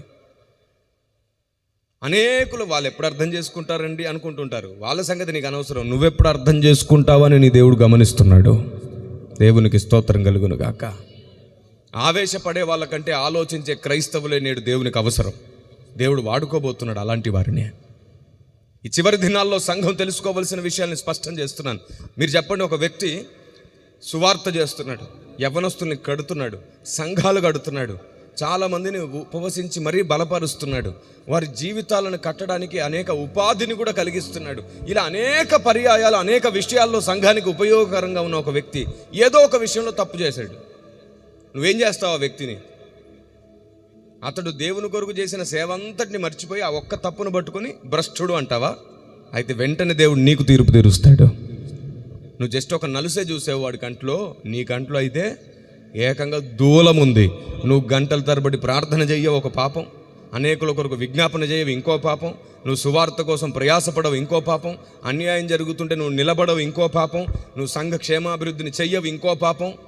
ఇలా నీ చిట్టా మొత్తం బయట పెడతాడు. అదేమిటో క్రైస్తవ సమాజం కొన్ని కొలతలు పెట్టుకుంది. సేవకుడు అంటే ఇలా ఉండాలి, సేవకురాలంటే ఇలా ఉండాలి, అలా ఉండాలి, ఇలా ఉండాలని లిస్టు పెట్టుకుంది. మేం కానీ లిస్టు పెట్టుకుంటే ఎవడుంటాడు మరి సంఘంలో? విశ్వాసం అంటే ఇలాగే ఉండాలని లిస్టు పెడితే ఎవడుంటాడు? ఎలా కనబడుతున్నారు సేవకులు అంటే? విశ్వాసులు ఆడిచ్చినట్లు ఆడేవాడు కాదు, పైన యజమాని నిర్ణయించినట్లు అడుగులు వేసేవాడే సేవకుడు అవుతాడు. దేవునికి స్తోత్రం కలుగును గాక. ఆమేన్. మీ చుట్టూ లోకం మిమ్మల్ని అనేక రకాలుగా ఆవేశపరిచి మీరు తొందరపడేటట్లు చేస్తుంది. అక్కడ కూడా నిదానించడమే భక్తిని ప్రయోగించడం. నీవు నేర్చుకున్న భక్తిని నువ్వు ప్రయోగించాలి. బైబిల్ సెలవిస్తుంది, నీ భక్తి నీకు ధైర్యం పుట్టించాలి. ఇప్పుడు చెప్తాను వినండి. ఆ పూజారి నన్ను అడిగారు, మీరు ఎందుకు ఆచారాలు సాంప్రదాయాలు మారుస్తారు? భారతదేశానికి ఉన్న ఎన్నో గుర్తులను మీరు ఎందుకు పోగొడుతున్నారు అన్నాడు. నేనన్నాను, ఏం మార్చామో ఒకసారి చెప్పండి. మాకైతే అలాంటి మార్పులు చేయమని బైబిల్ ఏం చెప్పట్లేదు. మేము మనసులు మార్చగలిగాం, జీవితాన్ని మార్చగలిగాం, కానీ సాంప్రదాయాల ఆచారాలు మార్చడం మా పని కాదు. అప్పుడు అన్నాడు, మీ యేసు ప్రభు నమ్మగానే బొట్టు తీసేయమంటారుగా మీరు. బొట్టు భారతదేశానికి ఒక గుర్తు, ఇదొక సాంప్రదాయం. ఏ దేశంలో ఉండదు, భారతదేశంలో ఉంది. మీరు ఎందుకు దాన్ని తీసేస్తారు అన్నాడు. మొదటిది, మీ దేవుణ్ణి నమ్మగానే తాళి తీసేయమంటారు మీరు. భారతదేశంలో తాళి అనేది వివాహ బంధానికి గుర్తు, దాన్ని ఎందుకు తీసేయమన్నారు? మెట్టలు ఎందుకు తీసేయమన్నారు? ఇదంతా ఒకెత్తైతే తెల్ల చీర కట్టుకొని ఎందుకు తిరగమంటున్నారు? భారతదేశంలో తెల్ల చీర కట్టుకుంటే భర్త చనిపోయారు అనే గుర్తుంది. ఇప్పుడు చెప్పండి, మీరు ఏం మార్చట్లేదా అన్నాడు. నాకు అప్పుడు అర్థమైంది, తాతల నాటి నుంచి జరిగిన కొన్ని పరిస్థితులు, ఒక డ్యామేజ్ అన్నమాట. అది బైబిల్ చెప్పని నియామకం. నేను చెప్పాను, నా దగ్గర సమాధానం ఉంది. ఎందుకు ఇలా జరిగిందో చెప్పడానికి నా దగ్గర జవాబు ఉంది. ఓపికగా మీరు విందామంటే కూర్చొని మాట్లాడదామన్నాను. వెంటనే ఆ దగ్గరలో ఒక చిన్న గుడి ఉంటే అక్కడికి తీసుకెళ్ళి నా కోసం టీ పెట్టించి మాట్లాడుతుంటే చుట్టూ కూర్చున్న వాళ్ళందరూ వచ్చి కూర్చున్నారు. ఇట్లాగే అందరూ చుట్టూ కూర్చుంటే నేను వాళ్ళ మధ్యలో మాట్లాడుతున్నాను. ఒక రావి చెట్టు, అది పెద్ద, దాని చుట్టూ గద్దె కట్టారు, దాని మీద కూర్చొని మాట్లాడుతున్నాం మేము. ఈయన ఒక నలుగురికి ఫోన్ చేసి పిలిచాడు, రండి పలానా ఒక ఆయన వచ్చాడు, బాగా మాట్లాడుతున్నాడు, రండి, ప్రశ్నలు ఏమైనా ఉంటే అడగొచ్చు. అసలు అద్భుతం జరిగింది ఆ రోజు. నేను కూర్చొని ప్రార్థన చేశాను. మీరు కూడా కళ్ళు మూసుకోండి అన్నాను. సరే చేయండి అన్నారు. నా ప్రార్థనలో వాళ్ళు ఏకీభవించారు. మీకు తెలుసా, నోరు మంచిదైతే ఊరు మంచిది. మనం నోరు బాగాలేదండి ఊళ్ళో, అందుకే వాళ్ళు సహకరించరు. మన నోరు బాగుంటే ఊరు ఖచ్చితంగా బాగుంటుంది. నేను దీనికి సమాధానం చెప్పడానికి ముందే ఆయన ఇంకో మాట అన్నాడు. ఇంకొన్ని ప్రశ్నలు ఉన్నాయి, ఇదిగో మా తమ్ముడు అడుగుతాడంట. అడిగాడు ఆయన, ఏమిటి అని. మీరు ఆచారాలు సాంప్రదాయాలు మార్చలేదన్నారు, సరే మా అన్న అడిగిన వాటికి మీరు సమాధానాలు ఇద్దరు. మీరు దేవుణ్ణి పూజిస్తారా అన్నాడు. పూజిస్తామండి. దేవునికి ఏం సమర్పిస్తారు మీరు? మేమైతే హారతిస్తాం. ఆయన అంటున్నాడు, మేము హారతిస్తాం, అగరొత్తులు వెలిగిస్తాం, దీపాలు వెలిగిస్తాం, పువ్వులేస్తాం, కొబ్బరికాయ కొడతాం, మీరెందుకు చెయ్యరు? దేవుడు అంటే తప్పకుండా వీటిని ఇవ్వాలి కదా.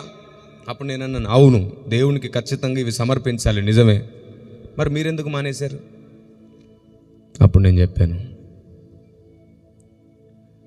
దాదాపుగా ఇది జరిగి 12-13 సంవత్సరాలు అయిపోయింది. ఇప్పటికీ నేను చాలాసార్లు చెప్పాను, యూట్యూబ్లో కూడా చెప్పాను, టీవీలో కూడా చెప్పాను. ఇటీవల కాలంలో కొందరు సేవకులు దీన్ని ఆధారం చేసుకొని అనేక సభల్లో చెబుతున్నారు కూడా. అందును బట్టి నేను దేవుని స్తుతిస్తున్నాను. ఆమేన్. ఈ జవాబును వాడుకుంటున్నారు, వాడుకోవాలి. ఎందుకంటే సమాజానికి జవాబు కావాలి కదా. ఆ సంభవం నా జీవితంలో జరిగినప్పటికీ పలాని వ్యక్తి జీవితంలో ఇది జరిగిందని చెప్పి గణపరచక్కర్లేదేమి. సత్యం ప్రజల్లోకి వెళ్తే చాలు. మనిషి ద్వారా వచ్చింది మనిషిని గణపరచడానికి కాదు, దేవుని గణపరచడానికి. దేవునికి స్తోత్రం కలుగును గాక. ఈ పేరు డప్పు కొట్టట్లేదని బాధ కొందరికి. మేలు కంటే కూడా తమ పేరు డప్పు కొట్టట్లేదని ఫీలు, బాధ. ఎలాగైనా దేవుని ప్రజల్లోనికి దేవుని ఆలోచన వెళ్తుంది కాదు, పేరు చెప్పుకోవాలంట. సరే, దేవుడే తీర్పు తీర్చుగాక. చూడండి, ఆ రోజు నేను అతనితో చెప్పాను, మేము వీటేటిని కూడా మార్చలేదు.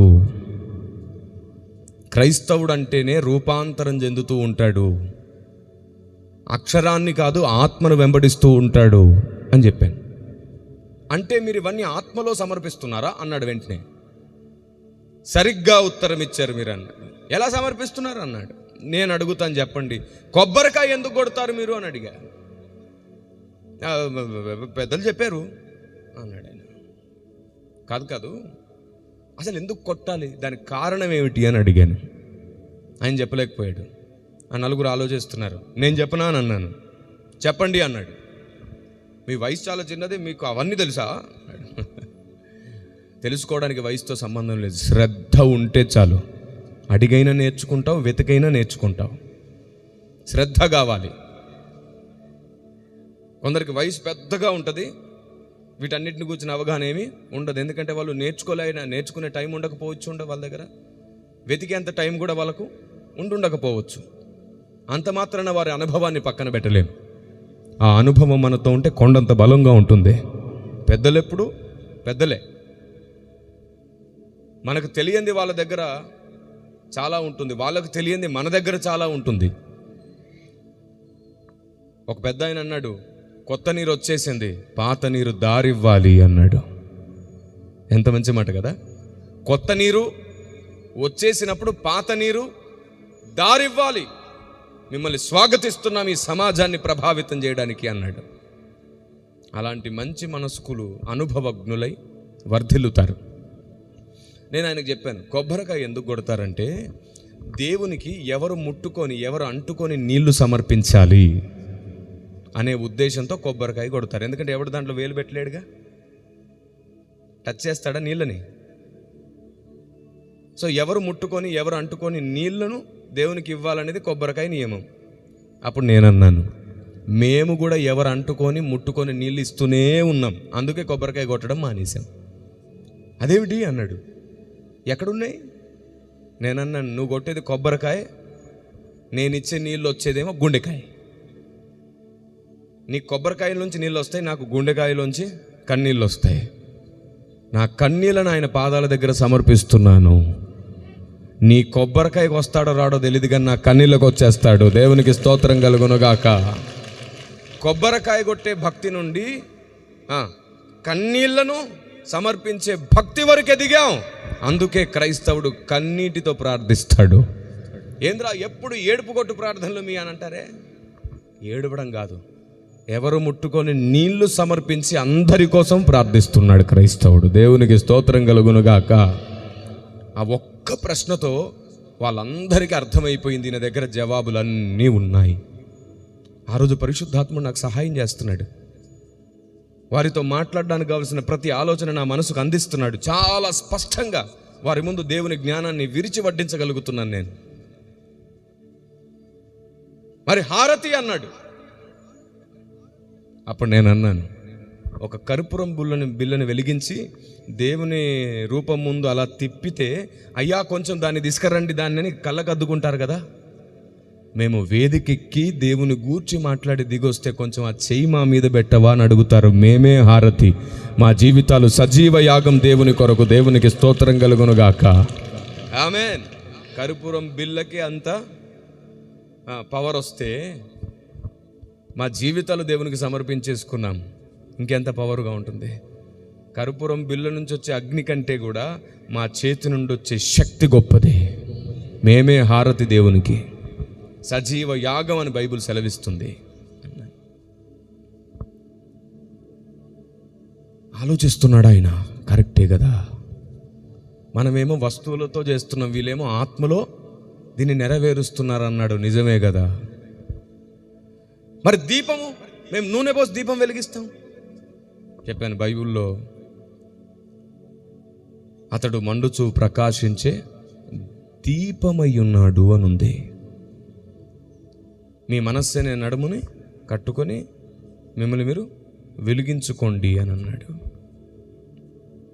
బ్రతుకులను వెలిగించే దీపాల మేమే.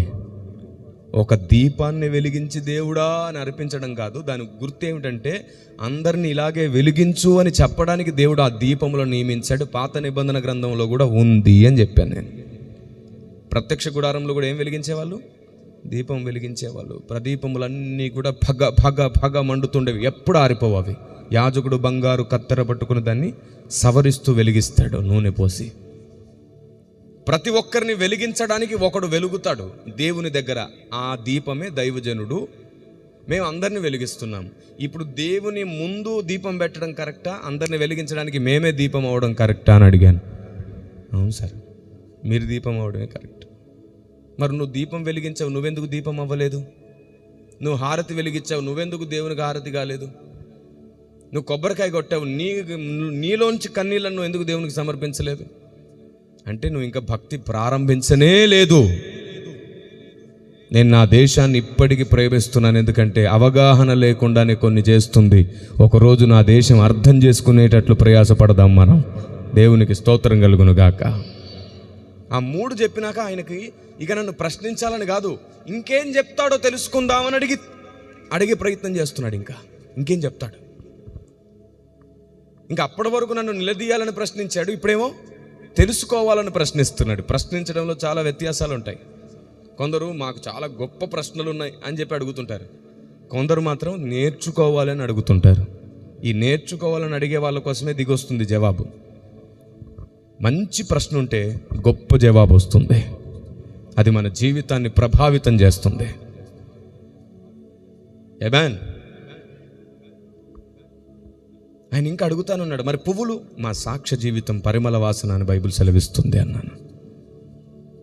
ప్రతి దానికి జవాబు ఉంది బైబిల్ గ్రంథం. సరే, మా అన్న అడిగాడు, బొట్టు సంగతి ఏంటి, ఎలా మార్చారు మీరు? అప్పుడు నేను అన్నాను, దేవుడు మాకు కొంత జ్ఞానం ఇచ్చాడు. ప్రతి దేశానికి కూడా అర్థమయ్యేటట్టు చెప్తున్నాను. ప్రతి దేశం తమ నుదురుకు ముద్ర ఖచ్చితంగా పెట్టుకోవాలి. నేను ఈ బొట్టు పెట్టుకుంటున్నాను, స్నానం చేయగానే పోతుంది. ఈ బొట్టు పెట్టుకుంటున్నాను, స్నానం చేయగానే పోతుంది. ఈ బొట్టు పెట్టుకుంటున్నాను, సాయంత్రానికి పోతుంది. నాకు ఎప్పటికీ కూడా తుడుచుకున్నా పోని, అంటుకున్నా పోని, కడుక్కున్నా పోని బొట్టు కావాలనుకున్నా. ఎప్పటికి ఉండిపోయే బొట్టు ఏముందిరా అని వెతికితే అన్ని గ్రంథాలను పరిశీలించగా ఒకే ఒక్క బొట్టు దొరికింది. దాని పేరు యేసు రక్తము. నా నుదుటుకు ఆయన రాశాడు, అది పోదు, నీకు కనబడట్లేదు అంతే. నువ్వు బయటికి కనబడే పౌడర్ లాంటి బొట్టు పెట్టుకున్నావు, నేనేమో నా ఆత్మకి ఆయన రక్తమును ముద్రగా వేసుకున్నాను. నాకు బొట్టు ఉంది. ఆలోచిస్తున్నాడు ఆయన. ఎందుకంటే మన నుదురుకు ఏ ముద్ర ఉంది? క్రీస్తు రక్తం. ఎర్ర సముద్రం ఎందుకు 2గా విడిపోయింది? ఆయన రక్తమును ఆశ్రయించిన వాళ్ళు వస్తున్నారు అని. దేవునికి స్తోత్రం కలుగును గాక. సమాజం ఆలోచించనివ్వండి, సమాజానికి ఆవేశాన్ని రేపకండి.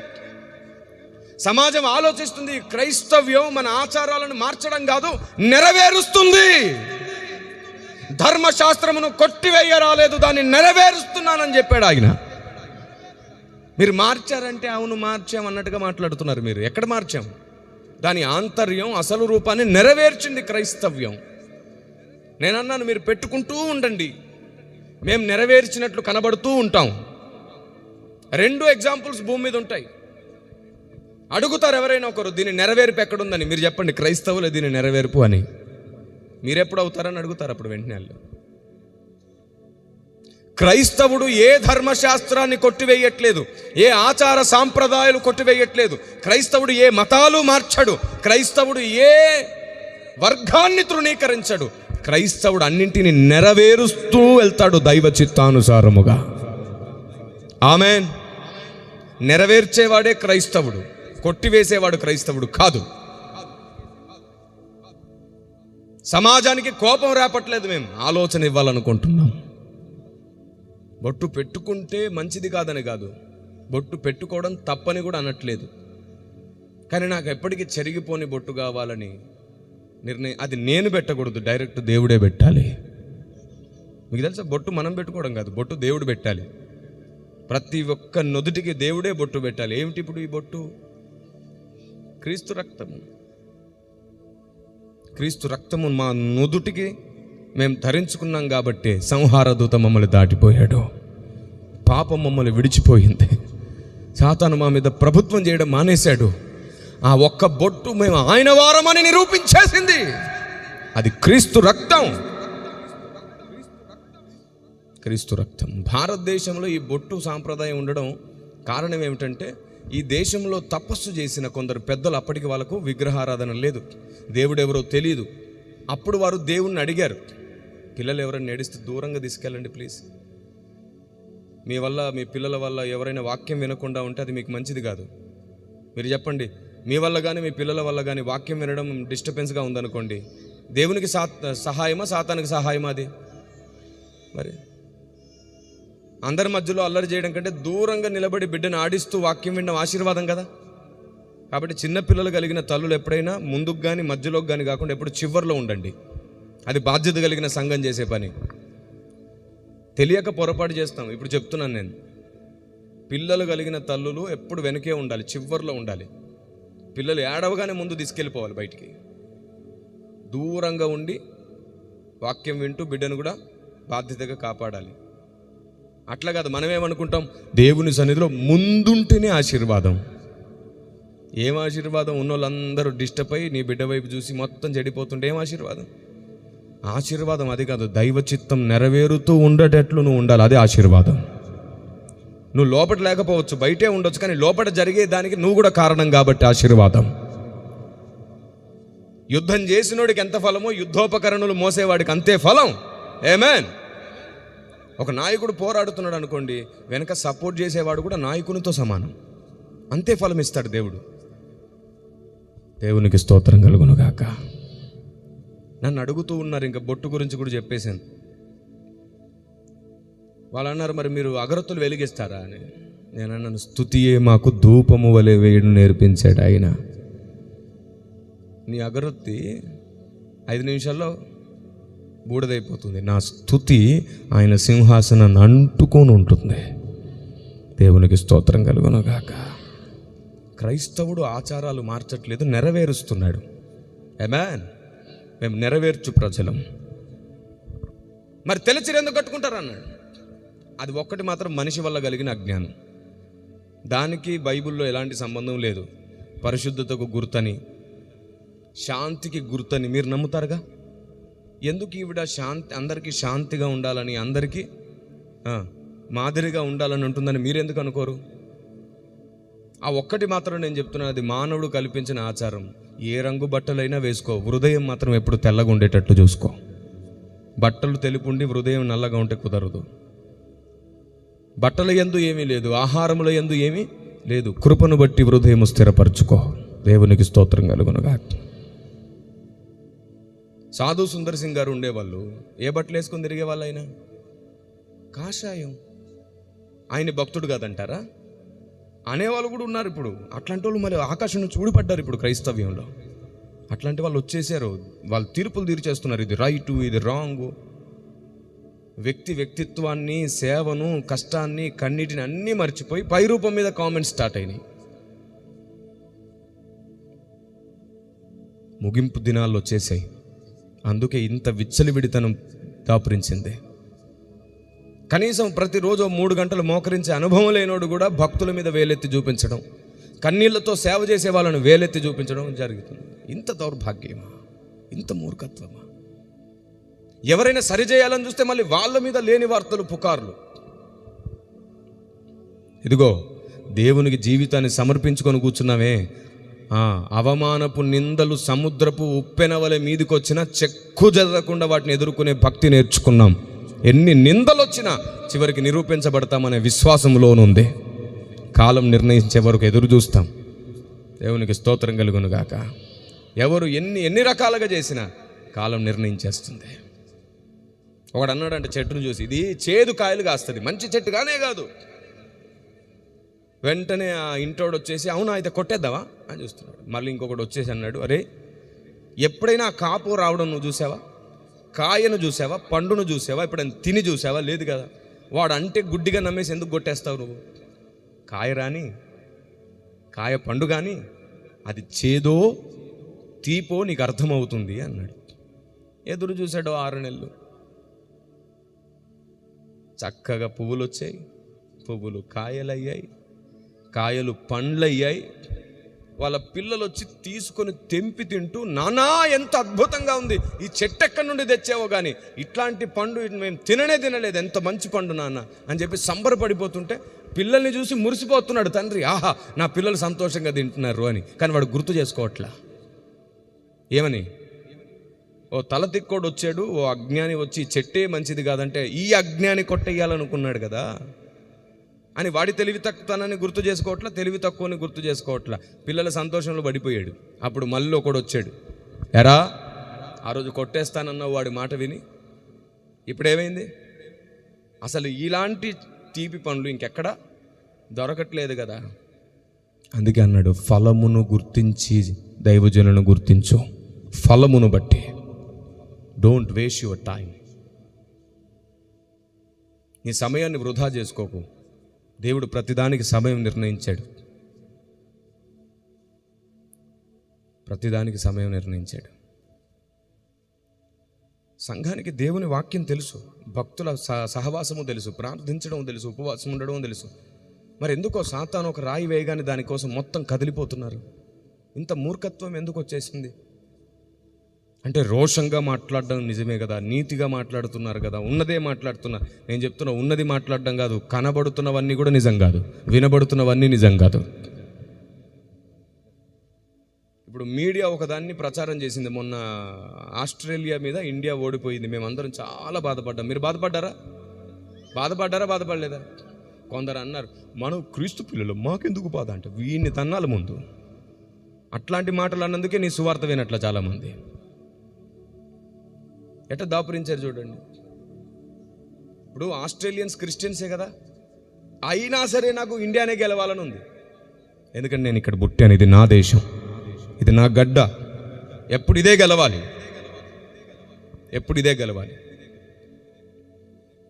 చాలా బాధపడ్డాం మేము. అయ్యో దేశం ఓడిపోకూడదు, ఇండియా గెలవాలి. రోహిత్ శర్మ పెద్ద షాట్ కొట్టాలని వెళ్ళిపోయి క్యాచ్కు దొరికాడు. దాని మీద ఒక ఫేక్ న్యూస్ వచ్చింది. అంటే మీడియా ఏం సృష్టిస్తుందో చెప్తున్నాను నేను. ఏమిటది అంటే, ఆ క్యాచ్ పట్టినప్పుడు అది కింద తగిలింది, కింద టచ్ అయ్యింది, డిఆర్ఎస్ తీసుకుంటే తెలిసిపోయేది. అయ్యో రోహిత్ శర్మ నాట్ అవుట్ అని పెట్టి పెద్ద దుమారం మా దగ్గరకు వచ్చింది వాట్సాప్లోకి. అది ఓపెన్ చేసాం, ఫోటో అనమాట అది, అంతే ఫోటో. చూస్తుంటే నిజమే కావచ్చు అనిపించింది. ఒకరోజు ఆగాం, ఎవరికి షేర్ చేయలే. నా దగ్గర ఉన్న పిల్లలు ఉంటారనమాట, వాళ్ళకి షేర్ చేసి, క్రికెట్ ఆడే పిల్లలు ఉంటారు చర్చ్లో, వాళ్ళకి షేర్ చేసి చెప్పాను, రోహిత్ శర్మ నాట్ అవుట్ అంట, ఒకసారి చూడండి అని చెప్పాను. 2 రోజుల తర్వాత దాని అసలు ఒరిజినల్ వీడియో వచ్చింది.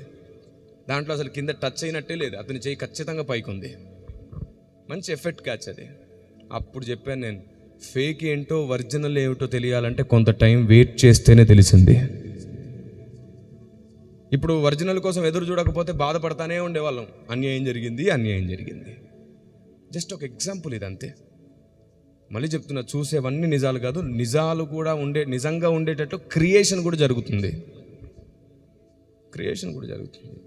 మీకు అర్థమయ్యేటట్టు చెప్తాను. ఒక ఆయన చెల్లితో సమానంగా, తల్లితో సమానంగా తన ఇంట్లో ఉండే ఒక వ్యక్తిని, చెల్లిని చూసుకుంటున్నాడు. తన సొంత ఫ్యామిలీ అనుకోండి. వాళ్ళు చాలా ప్రేమగా ఆప్యాయంగా ఉన్నారు. ఒకరికొకరు చక్కగా అన్నం తినబెట్టుకొని కంటికి రెప్పలు కాపాడుకుంటున్నాడు ఆయన. ఇప్పుడు ఇదే సిచ్యువేషన్ని మంచికి కూడా చెప్పొచ్చు, చెడుకు కూడా చెప్పొచ్చు. చెప్పలేరా? తన చుట్టూండే వాళ్ళకి తెలుసు, వీళ్ళు బయట కాదు, ఒకే కుటుంబం, సొంత చెల్లి కంటే అమ్మ కంటే ఎక్కువగా ఇతను చూసుకుంటాడు, పెంచి పెద్ద చేస్తున్నాడు. కానీ వేరే రాష్ట్రం వాళ్ళు, వేరే ఊరు వాళ్ళు చూస్తే ఏమంటారు? కింద ఏ మ్యాటర్ ఉంటే అదే కరెక్ట్ అంటారు, చెప్పేవాడు ఏం చెప్తే అదే రైట్ అంటాడు. నేను అదే చెప్తున్నాను. సమాజం ఎంత దారుణంగా మారిపోయిందంటే, ఒక పెద్ద ఆయన ఆత్మీయంగా ఒకరి మీద అలా తలని మురుతూ అమ్మ బాగున్నావా అంటే కూడా దాన్ని కూడా తప్పుగా చిత్రీకరిస్తే నమ్మేవాళ్ళు దాపురించారు. తప్పంటే ఏమిటి మన దృష్టిలో? టచ్ చేయకూడని చోట టచ్ చేయడం తప్పంటారు, అవునా? అది జరిగితే కదా అప్పుడు మనం తప్పనాలి. ఒక తండ్రి కూతుర్ని ప్రేమించినట్లు, ఒక అన్న చెల్లిని ఆప్యాయంగా చూసుకున్నట్లు, అలాంటి ప్రస్తావనను ఎవడు తప్పన్నా సరే గుర్తుంచుకో, నీ ఇల్లు కూడా తప్పే అప్పుడు, నీ కుటుంబం కూడా తప్పే అప్పుడు. ఎందుకంటే అన్నలు, అక్కలు, తమ్ముళ్ళు, మామలు, బాబాయిలు ఎందరో మనల్ని ఆప్యాయంగా చూసుకునే వాళ్ళు ఉన్నారు. అందరూ తప్పే అప్పుడు. భూమి మీద బతకూడదు, ఇంకా అప్పుడు మన జీవితం బతికే తప్పైపోతుంది. ఇంత దారుణ వ్యవస్థను సాతాను సృష్టిస్తున్నాడు. చెప్పుడు మాటలు విని ఎంత దారుణ వ్యవస్థ. ఇప్పుడు చెప్పండి, సంఘంలో జ్ఞానం ఉంటే లోకంలోకి ఏం వెళ్ళాలి? సంఘం వెలుగు ఉంటే లోకాన్ని ఏం చేయాలి? సంఘం ఉప్పు అయితే లోకంలో ఏం చేయాలి? విషాన్ని విరుగుడు చేయాలి. అట్లా చేయట్లే సంఘం కూడా. ఇది నిజమా, అవునా, కావచ్చు అని చెప్పి 10 మందికి మనం షేర్ చేస్తాం. ఫ్రీగా వచ్చేసిందిగా షేర్ చేయడం అలవాటు. మంచిని షేర్ చేయరు, మళ్ళీ చెడును మాత్రం అందరూ తెలుసుకోవాలనుకుంటారు. నేను చెప్తున్నాను, ముందు మంచిని అందరికీ చెప్పండి, చెడు దానికి అదే పోతుంది. ఏమేన్? అందరికీ మంచి ఆలోచన నేర్పిస్తే చెడు ఎక్కడిది? చెడును తెలుసుకుంటే ప్రయోజనం కంటే కూడా మంచిని ఎక్కువ నేర్చుకుంటే ప్రయోజనం ఉంది. ఇప్పుడు చెప్పండి, ఆత్మీయ జీవితంలో మనం ఎదిగామా, ఇంకా ఉన్న చోటే ఉన్నామా? అందుకే నా ప్రభు సెలవిస్తున్నారు ఏమిటంటే,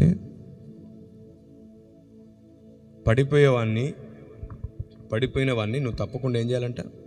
తిరిగి లేపాలి. ఈ చివరి దినాల్లో సంఘానికి కావాల్సింది దేవుని ఆలోచన విధానం, దేవుని జ్ఞానం. మనం బైబిల్ని అసలు పరిశీలించం తెలుసా? పెద్దలు ఏం చెప్తే అదే రైట్ అని వెళ్ళిపోయే వాళ్ళు చాలామంది ఉంటారు. ఇప్పుడు పరిశీలిస్తున్నారులే అనుకునే లోపు అందులో మళ్ళీ వాళ్ళ స్వభావాన్ని చేర్చి మాట్లాడుతున్నారు. కుటుంబ ఆశీర్వాదంతో పాటు ఇది క్రిస్మస్ అని కూడా చెప్పారు, ఇది క్రిస్మస్ సాయంత్రం అని కూడా చెప్పారు కదా. సో దాని గురించి కూడా 2 చెప్తాను. మనం బైబిల్ని పరిశీలించకుండా ఎలా ఉన్నామనేది జస్ట్ అవగాహన కోసం మాత్రమే. మీరు చెప్పండి, యేసు ప్రభు బెత్లెహేంలో ఎక్కడ పుట్టాడు? ఇది అంటున్నారు పశువుల, కొంచెం గట్టిగా చెప్పొచ్చు కదా. అదేదో ఎక్కడా? పెద్ద అబద్ధం అది. యేసు ప్రభు పశువుల పాకలో పుట్టనే లేదు, సత్రంలో కూడా పుట్టలేదు ఆయన. మనం బైబిల్ని సరిగ్గా చూస్తే మీకు అర్థమవుతుంది. లూకాసు వార్త 2వ అధ్యాయం చూడండి ఒకసారి. సండే స్కూల్ కథలు విని మనకు అలవాటు అయిపోయింది. దాన్నే స్కిట్గా వేస్తాం, దాన్నే క్యాలెండర్స్ మీద ప్రింట్ చేస్తాం. చూడండి ఒకసారి చూద్దాం. మనం బైబిల్ గ్రంథాన్ని పరిశీలిద్దాం, మనం అందరం సరి చేసుకుందాం, రోజు నేర్చుకుందాం, రోజు మార్చుకుందాం. చూడండి 7వ అధ్యాయం నుండి చదువుకుందాం.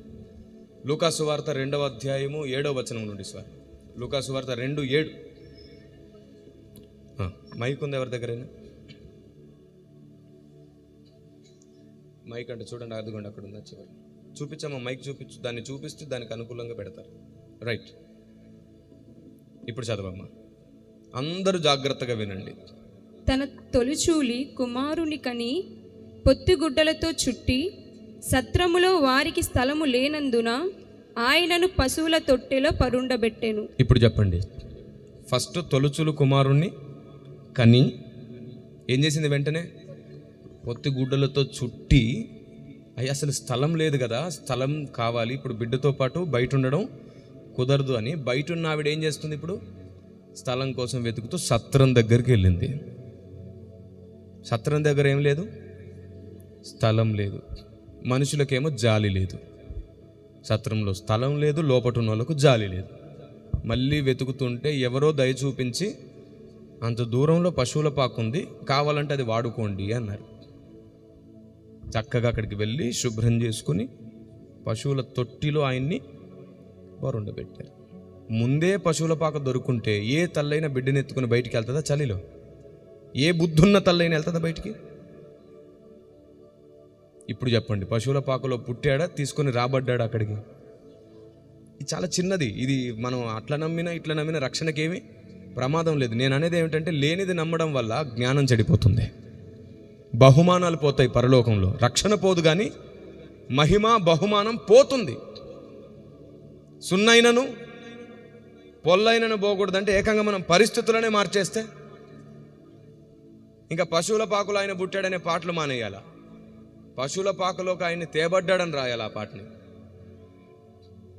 మనం మార్చలేము, మార్చం కూడా. ఇప్పుడు నేను ఇంత చెప్పినా మళ్ళీ అదే పాడతాం, పశువుల పాకలో ఆయన పుట్టెను అని. పవలించెను అనండి, పర్లేదు. పశువుల పాకలో పవలించెను, పుట్టెను వద్దు. ఆయన ఎక్కడ పుట్టాడో బైబిల్లో స్పష్టంగా ఇవ్వలేదు. ఎందుకంటే ఏ పొద దగ్గరో, ఏ పొలం దగ్గరో, ఏ చెట్టు దగ్గరో కనీసింది ఆవిడ. మార్గ మధ్యలోనే పుట్టేశాడు ఆయన. మనుష్య కుమారుడు తలవాల్చుటకు స్థలమైనను, మనం ఏకంగా స్థలం సిద్ధపరిచి పెట్టేశాం. లేదు అని బైబిల్ చెప్తుంది. మళ్ళీ పెద్ద ఆయన అన్నాడు మహానుభావుడు, స్థలము లేదు కాబట్టి భుజం మీద వాల్చుకున్నాడంట సిలువలో. ఎందుకు ఈ కపోల కల్పితం, ఎందుకు ఇంత కవిత్వం? లేదు. ఇప్పుడు ఎవరైనా సరే ఈ సిలువ ఇలా వేసినప్పుడు మరణిస్తే తల ఎక్కడ వాలిద్ది? అయితే ముందు కనబడిద్ది, లేదంటే సైడ్ కనబడిద్ది. అది కామన్. అది దాన్ని తీసుకెళ్ళిపోయి లేఖనం నెరవేరునట్లుగా తల భుజం మీద వాలింది ఎక్కడుంది బైబిల్లో? అట్లా అనవసరమైన కవిత్వం కూడా సంఘంలోనికి రావడం, అనవసరమైన కపోల కల్పితం కూడా రావడం, సంఘానికి వర్జినాలిటీ అనేది మిస్ అవుతుంది, ఆలోచన శక్తి మిస్ అవుతుంది. సరే, ఇంకో మాట అడుగుతాను. ఆయన పశువుల పాకలో ఉన్నాడు. ఇటు తర్వాత ఆలోచిద్దాం ఆ బాబు గురించి. ఆయన పశువుల పాకలో పుట్టాడు. ఎవరెవరు వచ్చారు చూడ్డానికి? ధైర్యంగా చెప్పండి, గట్టిగా. ఇందులో ఒకటే నిజం, ఒకటి అబద్ధం. కేవలం పశువుల కాపరులు మాత్రమే, గొర్రెల కాపరులు మాత్రమే పశువుల పాక దగ్గరకు వచ్చారు, జ్ఞానులు రాలేదు. ఇప్పుడు అరే రాలేదా?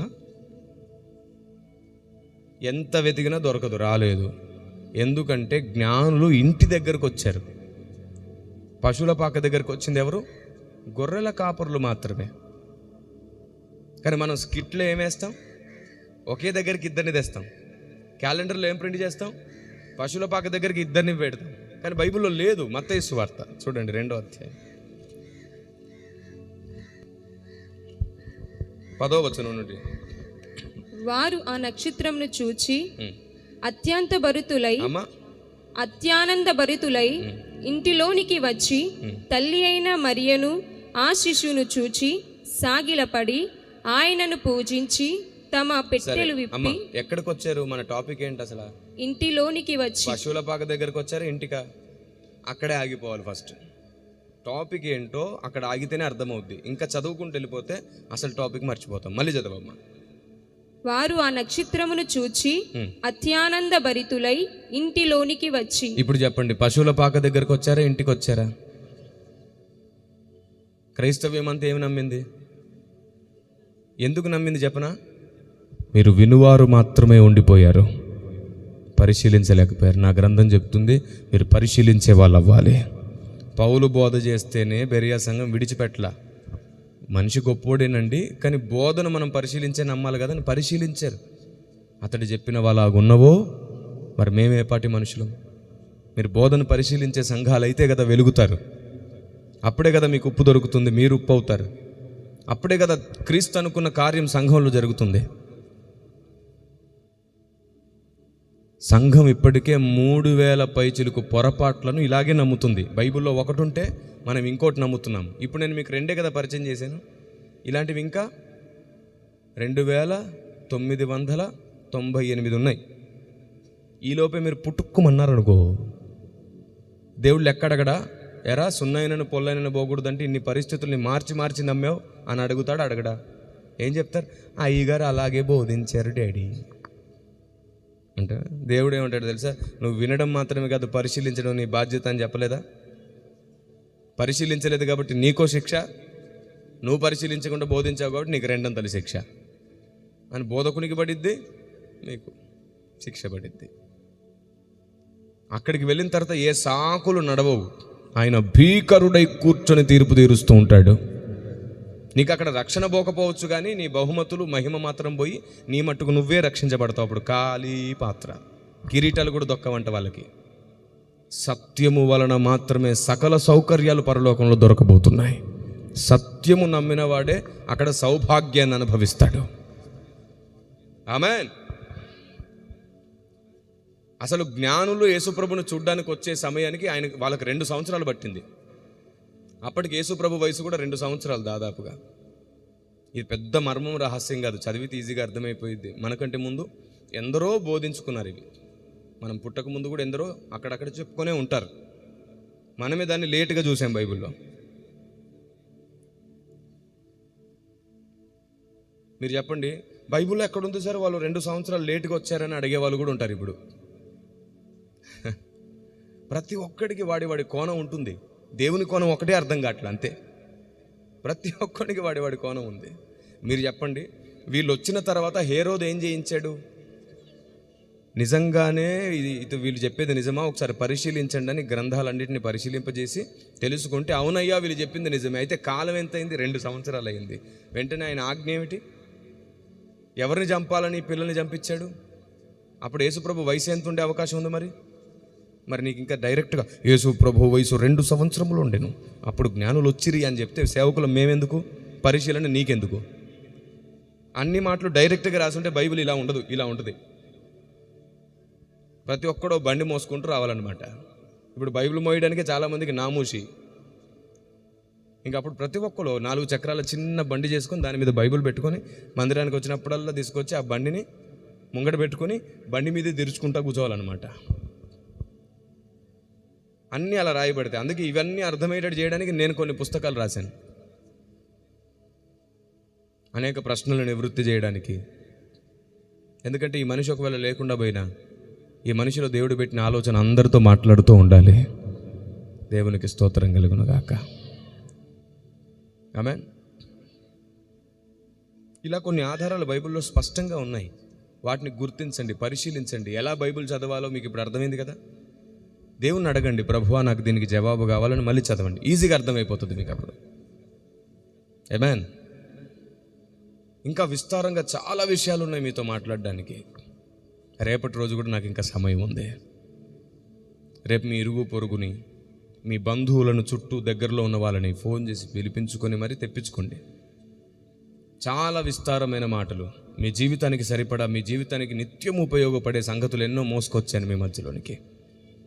వాటన్నిటిని మీరు నేర్చుకొని తెలుసుకొని వర్ధిల్లాల్సిన అవసరత ఉంది. దేవునికి స్తోత్రం కలుగును గాక. మునుపెన్నడు వినని, మునుపెన్నడు తెలుసుకొని సంగతులు మీరు రేపు నేర్చుకుంటారు. రేపు ఉదయం షార్ప్గా 11 o'clock నా మెసేజ్ స్టార్ట్ అవుతుంది. ఒక 1/2 hour సంఘానికి సందేశం ఇచ్చిన వెంటనే ప్రశ్నలను మీరు అడగొచ్చు. మీకు ఏమైనా ప్రశ్నలు ఉంటే మీరు పేపర్ మీద రాసి మాకు ఇవ్వచ్చు. మీరు రావడమే ముందు సేవకునికి అవి ఇస్తే అవి నాకు ఇస్తారు. నేను వాటిని చదివి మీకు ఒక్కొక్క దానికి సమాధానం ఇస్తాను. సువార్తకు సంబంధించి, బైబిల్కు సంబంధించి, మీ జీవితాలకు సంబంధించి, సమాజంలో జరుగుతున్న సంభవాలను గూర్చి, రాకడను గూర్చి మీకు ఏ ప్రశ్నలు ఉన్నా సరే అడగండి. చెప్పగలిగితే తప్పకుండా పరిశుద్ధాత్మ సహాయంతో మీకు అందిస్తాను. నేర్చుకునే అవకాశం నాకు వస్తే నేను నేర్చుకుంటాను. ప్రతిరోజు నేర్చుకుందాం, ప్రతిరోజు మార్చుకుందాం, భక్తులమైపోతాం మనం. ఆమేన్. భక్తి అనేది ప్రతిరోజు నిరంతరాయంగా దొరుకుతూ ఉంటుంది, ఒక్క రోజులో అయిపోదు. ఎంత భక్తుడైనా ఇంకా చేయాల్సింది మిగిలే ఉంటుంది, ఎంత గొప్ప భక్తులైనా ఇంకా నేర్చుకోవాల్సింది మిగిలే ఉంటుంది. మళ్ళీ చెప్తున్నాను, భక్తి క్రియల్లో మాత్రమే ఉందని భ్రమపడుతున్న క్రైస్తవ సమాజానికి చెప్తున్నాను, భక్తి క్రియల్లో మాత్రమే లేదు. భక్తి సత్యంలో దాగుంది, దేవుని జ్ఞానంలో దాగుంది భక్తి. దేవునికి స్తోత్రం కలుగునగాక. దాన్ని నేర్చుకునే ప్రయత్నం చేయండి. సత్యమే స్వతంత్రులను చేసి వర్ధిల్ల చేస్తుంది. సమాజంతో సఖ్యతగా ఉండండి. సమాజం అడిగే ప్రశ్నలను కూడా ప్రేమతో చెప్పండి. గ్రంథాన్ని కూడా పరిశీలించి చదవండి. మీరు వెళ్ళే లోపే దేవుడు అనుకున్న జ్ఞానం అంతా మీలో నివసించునుగాక. పరలోకంలో మీ అంతస్తు, మీ స్థాయి పెరుగునుగాక. ఆమేన్. రండి, అందరం కలిసి లేచి నిలవబడి చిన్న తీర్మానం చేసుకుందాం. ఇదిగో మీ ముందు ఉన్న ఈ పుస్తకాలు ఉన్నాయి, వీటిని తప్పకుండా మీరు సంపాదించండి. అక్కడ బుక్ స్టాల్ పెడుతున్నారు. ఇప్పటి వరకు నేను మీకు కొన్ని చెప్పాను కదా, లోకం ఇలా ప్రశ్నిస్తుంది అని. ఇదిగో ఈ పుస్తకంలో 600 ప్రశ్నలకు మీకు జవాబు ఉంది. ఇది మల్టీ కవర్ పేపర్తో చరిత్ర ఆధారాలు ఎన్నో ఇందులో నిక్షిప్తపరిచాం. సనాతన సత్య పరిరక్షణ, లోకం అడిగే ప్రతి ప్రశ్నకి ఇందులో జవాబు ఉంది. అలా ఈ పుస్తకాలను మీరు తప్పకుండా సంపాదించుకోండి. మీ ఇరుగు పొరుగు, మీ స్నేహితులకు కూడా వీటిని అందించి వారిని క్రీస్తునందు బలపరచండి. క్రీస్తు అంటే మతం కాదు, క్రీస్తు అంటే మానవాళిని సృష్టించిన జీవమని ఈ లోకానికి అర్థమయ్యేటట్లు చెబుదాం. రండి, మన కుడి చేతిని పైకెత్తి దేవుణ్ణి అడుగుదాం. ప్రభువా, నా మనస్సును పట్టుకోండి, నా ఆలోచనలను పట్టుకోండి. అయ్యా, నా మనస్సు అనే నడుమును కట్టుకునే శక్తిని నాకు ఇవ్వండి. ఇన్నాళ్ళు ప్రభువా, నా మనసు నాకు నచ్చినట్టు